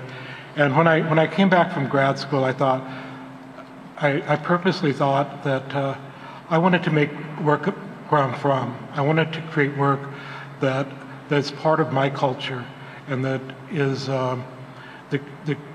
is kind of a cultural collateral, and it becomes part of my place. And I created a suite of work called Geometric Abstractions that were based on basket designs. And I was really fascinated with the ones with more ambiguous meaning to them. And from that time point, I decided to learn how to weave. And Elizabeth Woody taught me how to make root bags. And that was the beginning of me learning to weave and creating pieces that were traditional in form, but were contemporary in ideas. And so from that point, I'm trying to remember your question. So I think that as an artist and as growing, I think I became more mature in my understanding of my own culture, and I made work that supported my culture. And in the last year, I was totally surprised that my tribe actually bought a piece of my work. They don't do that very often, and I thought, it has become part of our culture. And I'm so proud that they value my own work now and support me as an artist. So I think that would be my answer to how things have changed. Mm-hmm. When I was young, I was at my father's studio. I was a teenager, and a bunch of Indian kids at a boarding school, we were all going to public school, would go in his studio and we'd draw. And he had a drawing of a buffalo on the wall. And one of my peers, a Navajo guy, did an exact rendering of that buffalo. And I was really amazed. I was just amazed. He became quite famous later on. And I showed it to my dad, and he looked at it, and he crumpled it up and threw it in the trash. And he said, anybody can copy. But I've been tracing this idea of, as you heard, then there's no word for art in our language. And I understand that we made stuff. I call my stuff stuff. I don't call it art. And there's a reason for that. One of the first things they did after they came to this country was to strip these non-humans down from their culture, from their language, from their laws, from their spirituality, from their land, from their cultural ways, from their language. Everything was taken if they could, and they replaced it with vocation. And one of the tools of vocation was this natural ability to make design. But it wasn't really a design to express the needs of the indigenous people. It was really a design designed to entertain the masters or the white people. I say white people because I do that often, not as an insult, because I don't think there's such a thing as a white skin. I think it's a white attitude, and I use that all the time. But it's not politically correct, but to me it is. But anyway, all the schools were based on that model of removing the culture and teach them how to make money.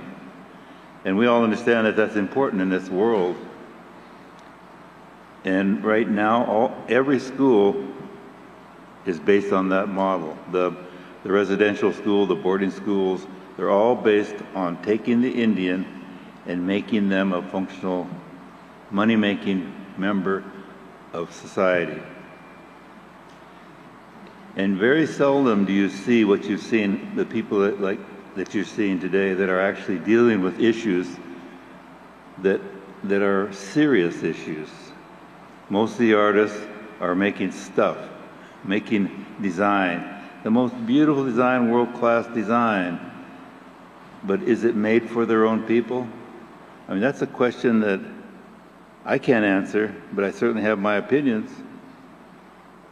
But I start thinking, what is it about Native people that was so important? Well, first of all, it's not the 2-generation thinking of Western man. It's 7 generations. It's a responsibility for the earth, for the people, the fact that we are a part of the earth. And it was something much more profound. And nobody wants to talk about that now. For our tribe, it's because of retribution. They're afraid they'll get even, so we want to be like them. We want to join their military. We want to make their money. We want to become their lawyers and doctors and leaders, and then bring back the prestige back to our people. But what is prestige? Nothing. If your people are there waiting with their hands open and you hand them prestige, they'll say, we want your wisdom, we want your knowledge. But these schools didn't teach spirituality, they didn't teach culture, they didn't teach philosophy, they taught vocation. And so I'm making stuff. I haven't been a money-making artist for a long time when I realized that it was like drinking the Kool-Aid. And I didn't like it. I didn't like the flavor. My father told me that anybody can copy. All these rules of Western man are based on the aesthetics that come from Europe. The words like fine art and high craft and all those words, they mean nothing to indigenous people except the potential of making money and survival. And now you go to the museums, you hear a common phrase, native modernism. What a silly concept, you know. We're all native, we're all modern, but it's an ism that makes you money. We hear terms like indigeneity. I mean, I was laughing at Indian because it's such a misnomer, but native modernism, and yet you hear it all through academia because we are trained from the beginning to be vocational people, to make money, to survive, rightfully so. But then you look out the window, you take a breath, you eat some food, and you realize that food is becoming polluted. The air is becoming dangerous to breathe. What about 7 generations down the line for our children? America is known for a 2-generation people, and yet we are responsible, and we still have that responsibility for taking care of the earth for 7, 10, 100 generations. But are we doing it? No, we're making pretty stuff and making money. And I speak about that, and people think I'm angry. I was even called someone who breaks down society. And that's not true. Huh? Anarchist? No, I can't remember. I'm not an anarchist. I'm too old. But I'm 79 now, and I don't need to talk about myself and my work. So I let you enjoy my walkabout. Because on any walkabout, as if when I'm walking in the country, when I'm taking my walks with my dogs, there's no sound, there's no narration, there's no Charlton Heston talking over my ear. There's nothing except quiet and reflection. And that's when I learn about myself, and that's when I learn about nature. So that's what my walkabout is.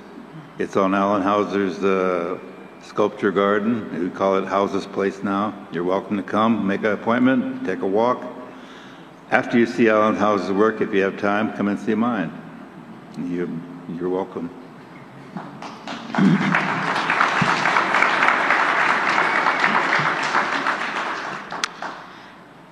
I was hoping that you all could speak about the ways that your thinking about art making has changed. Because I think, I look at Joe and how after all those years of teaching, then you felt it was time for you to go back home, and then also with, Bob and Anna, like you have children, and them, also being part and seeing you as artists. And so if you could talk about how your ways of thinking about your art making has changed as, we've all sort of gotten older and our lives have kind of also changed.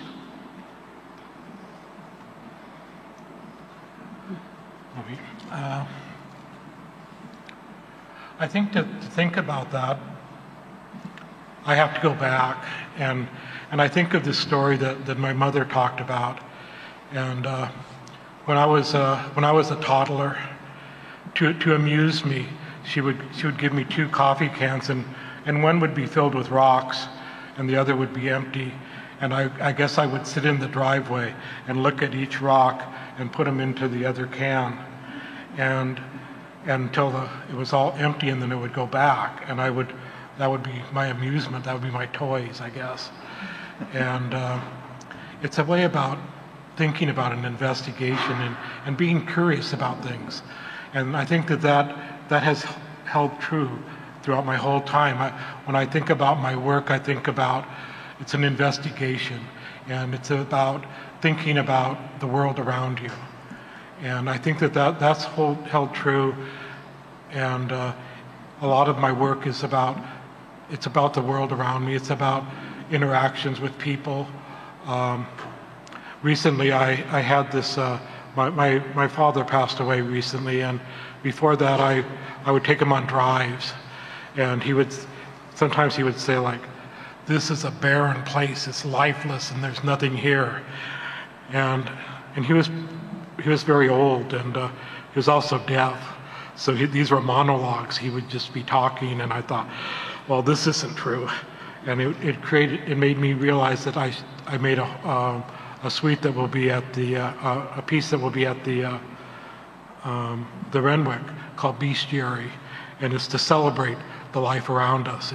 It's to celebrate the snakes and the deer and the coyotes and all of the living creatures. And it's a charmed piece, so it's like a large blanket it's about home. And so this is about the way that I think about the work, and I think about it as an investigation and an inquiry.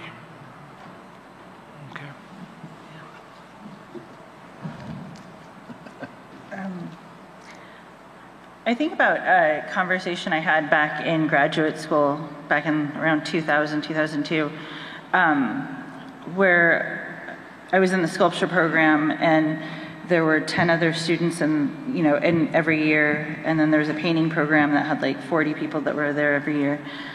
And I remember we were talking about how, do we think we're going to keep making art? Somebody said, do you think you'll keep making art for the rest of your life? And I thought that was a really peculiar question, because I thought, isn't that why we're here? Because we just know we will? Like, it didn't seem like a choice. It seemed like we had already made the choice to become like artists full time, and that this was just kind of like a little thing on the way that we did in doing that. And so I was really surprised to find out, when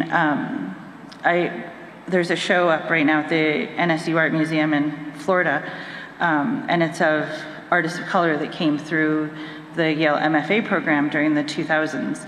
And I was talking with some of the other artists there at the opening, and we talked about how basically only like less than half, maybe a third of the people that we went through the program with at the time are still active artists, because we're all in like our 40s and 50s now.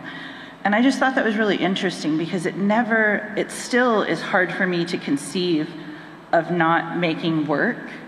And I don't make work, my work's very hard to collect. It's not something that I take to sell. My dad has asked me numerous times, like, show with me at Santa Fe Indian Market. And I'm like, how the hell am I going to show a video art there, like, in the booth? Like, because he's always wanted, he's like, do your stuff too, like, to have us next to each other.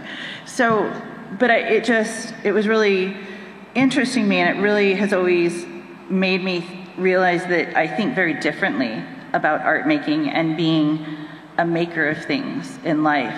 Like, it's just what we do. And people have been talking about that throughout today. And with my kids, it was funny, because my oldest, she's 12 now, she came home and she's like, well, I'm thinking that I want to be an author or an artist. And I said, you don't need to declare being, you already are. Like, you make all kinds of things all the time. She's a builder. She's definitely three-dimensional like I am. And people always ask, like, do you paint with your kids or do different? And I'm like, no, I never do anything with them, because they're in my studio messing around all the time, and they're on site helping me put together. And so I feel like that art way of life is already who they are, that they don't need to declare it. And I think for me, that's what's changed about art making, or thinking about art making as I've gotten older, is that I really understand and accept that as just being a way of life rather than a declaration.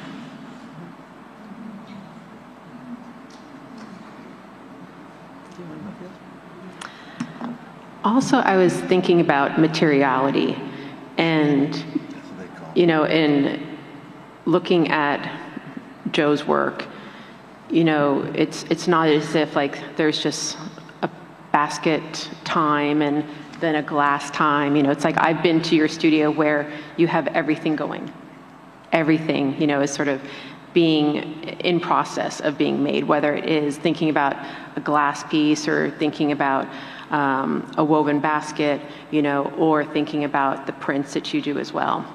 So if you could really talk about the relationship between your art and materials.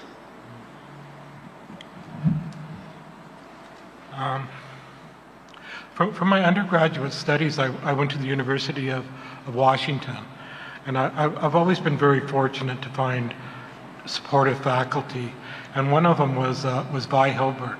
She was an international storyteller. She taught Lushootseed language and literature there, and I was one of her students in both classes, and we finally realized I was not going to be able to be a Salish speaker. I was too old, and it just would not stick in my mind. But the legends and the stories were very important, and I always enjoyed that part. And she would tell me, Joe, you're not an artist, you're a storyteller.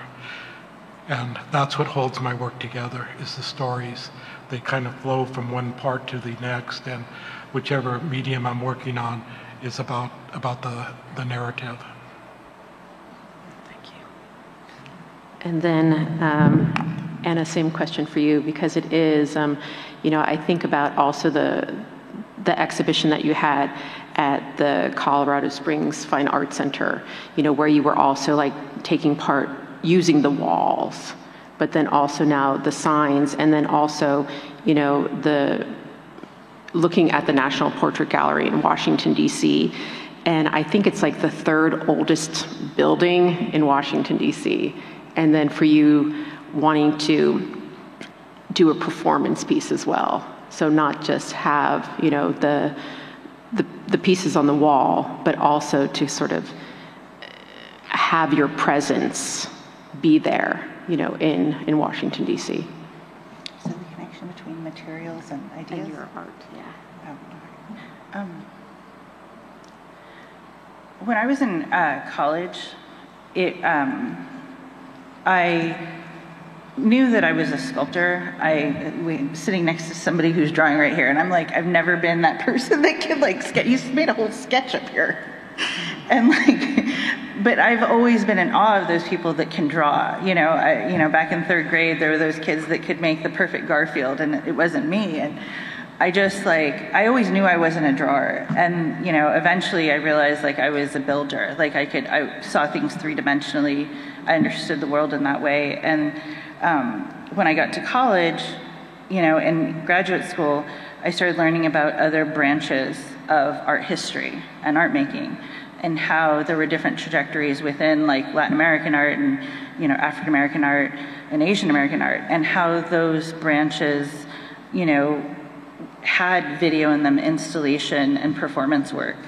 And I realized that that was the way that called me.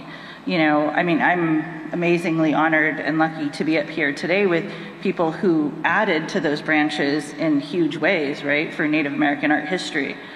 And so to be able to add a little bit more to those through video and performance has been my goal, and what draws me to make and to be an artist and to want to keep doing things, because I'm hoping that, other artists are coming up and they're going to add more to that. And so I think that working, when I realized that I could speak easily with these different materials, I didn't want to stay wed to one thing. I wanted to really explore different ways of working and become comfortable with it, because I realized I had, a lot of different ideas that I wanted to kind of present, in different spaces. And if something called for making a billboard, or something called for a performance or a video installation, that I wanted to be able to easily navigate within that. I think for me, there was a lot of baggage that came with kind of traditional forms, and that was my own personal baggage from my family. Like my dad being a silversmith, and people being like, are you going to be a silversmith too? And so those types of things. And so I wanted to kind of pursue other ways of working. And so I think I've always been open to not knowing how an idea is going to form itself throughout the process. So just talk about art and materials. When I was in the Navy, I was there for 4 years, and we used to walk along the pier and we see these big steel structures, different places in Africa, Australia, China, Japan, America, these huge things, and these huge aircraft carriers that come in and throw a line around it. Just a little line, just big. So, and the ship would, during a typhoon, it would pull out, and that line would get tight, and the water would squeeze out, and then the ship would come back. And I was always impressed with that power. I've always been impressed with power. The power of art has always impressed me. I saw the same thing at St. Louis Arch, and I had to scratch my name in. I know it's against the law, but I don't care. Because I was standing in the middle of the night, and my gallery director was afraid because it was near the ghetto and all that stuff, but I wanted to see it, and I looked at it and I thought, someday I'm going to make something bigger than this, but it won't be just for decorative reasons. It'll have a purpose And that purpose has transferred to the question of what is the purpose of being indigenous? What is the purpose of being Indian? Are we just here to decorate the world? Or can we lead the world environmentally if we heal ourselves? So that kind of thing, it just amazes me at how far we could go if we let ourselves actually throw off the yoke of colonization and become indigenous people again.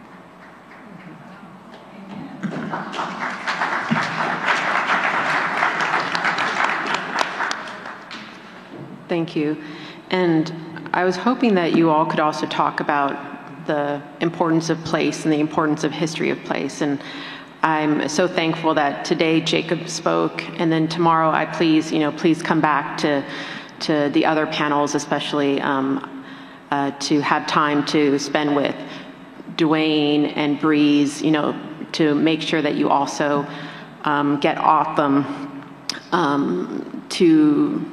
Autumn artists talking about their work and also about place, because we have to make sure that that is also, you understand Autumn Druid and Autumn land and homelands. So if you could speak about place and the importance of place and the history of place in your art.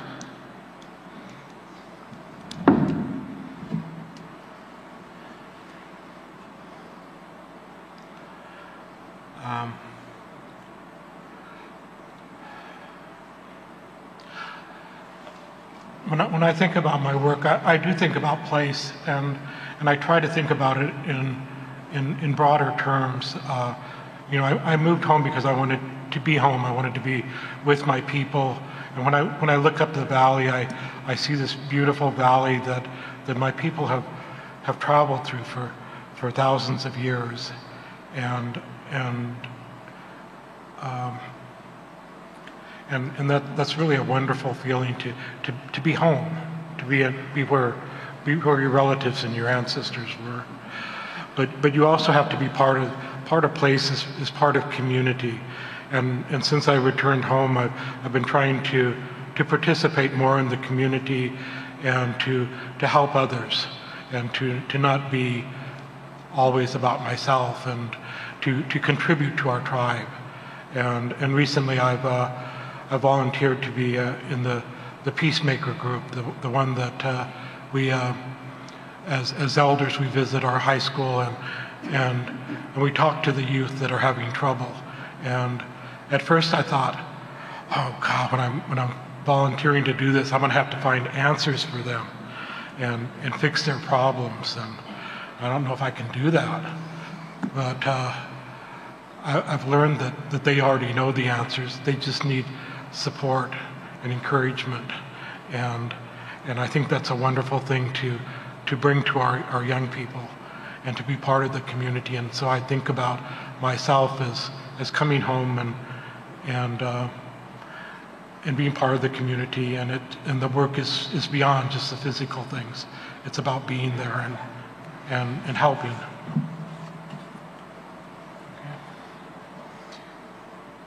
So I was born in Lawrence, Kansas, where Haskell Indian Nations University is, so I'm a Haskell rascal. And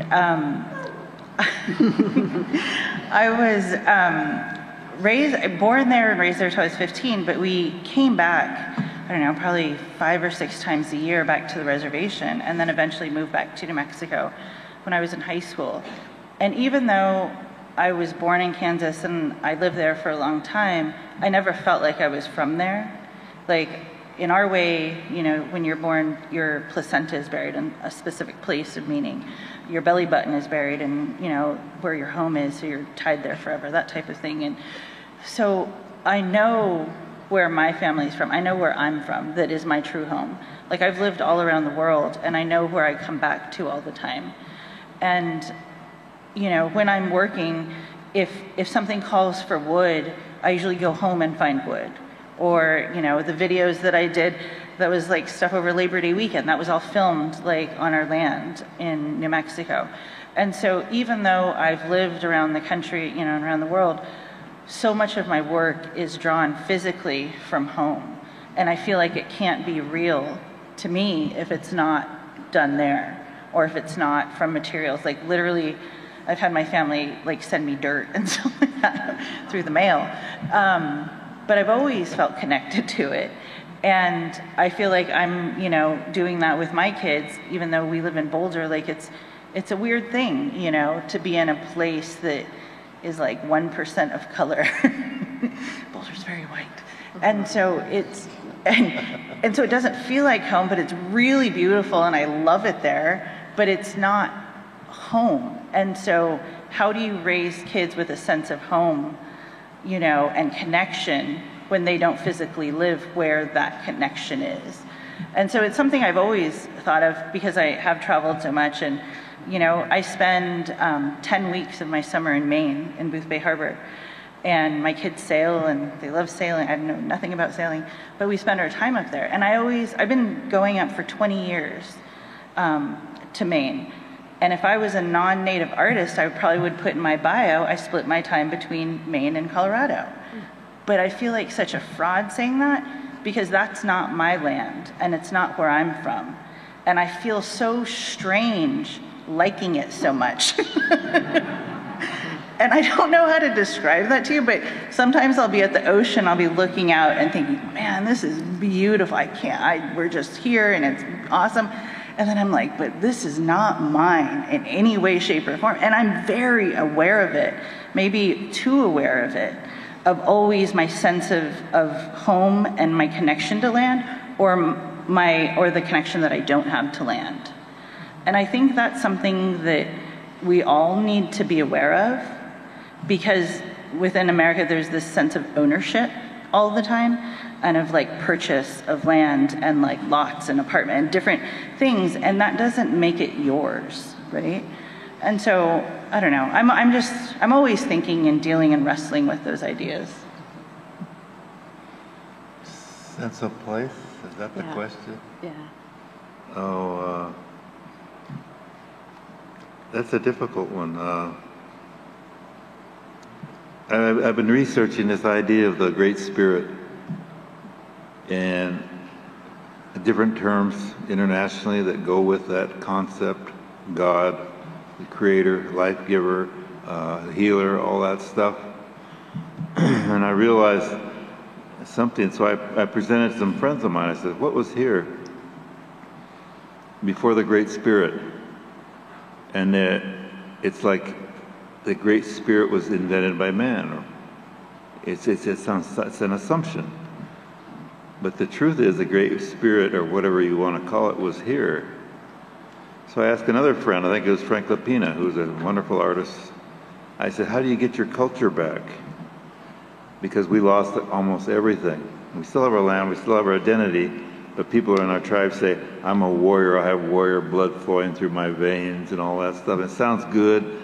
My so-and-so is the last full blood, and you know, we all know that's intermarriage within your own family is not very good. But I've been wondering about that idea of the sense of place and how do you get it back. And so I asked Frank, and he said, all you have to do is want it, because it's already here. And I realized it's true. Before the Great Spirit, it was already here. All you have to do is want it. If you want to heal the earth, you heal the earth. If you want to be Indian or Jewish or Afro-American, you be it. But you can't make it precious. It's just something we all have. Thank you. And we're actually coming upon time. So I was going to ask you all, is there anything else you wanted to say? Things that... No?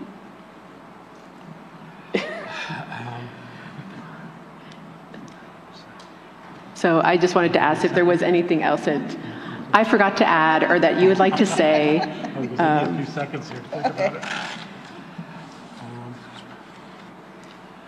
Sure.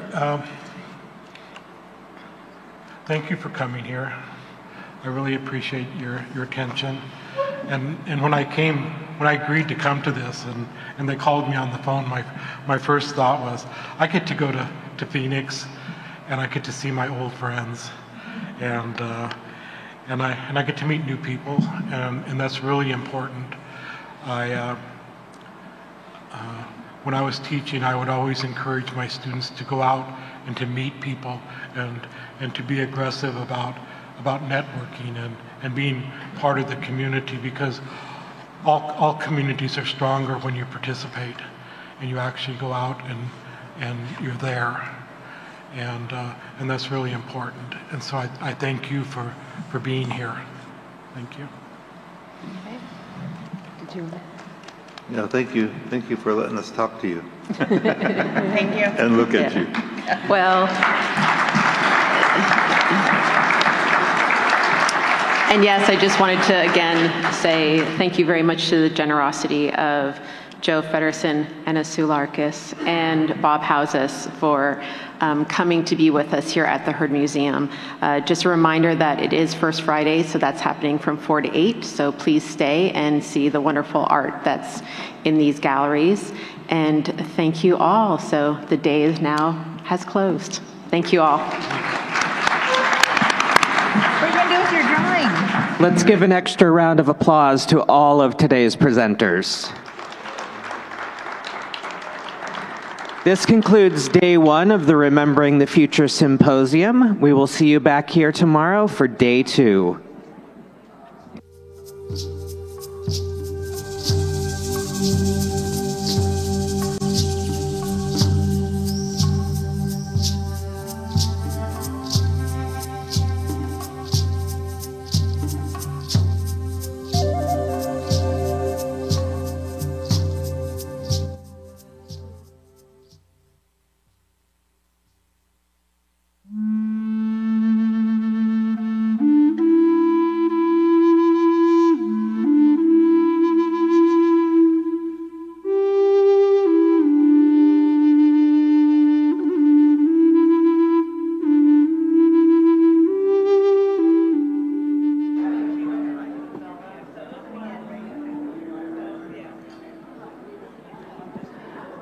I'm excited to announce that First Friday has opened 15 minutes early, so if you head over to the museum now, First Friday is open and ready. We're going to have artist talks with Tony Abeda and Nora Naranjo Morse. We're going to have Sage Cornelius on electric violin, and the world premiere of our exhibition, Elegant Vessels. Head on over to the gallery now.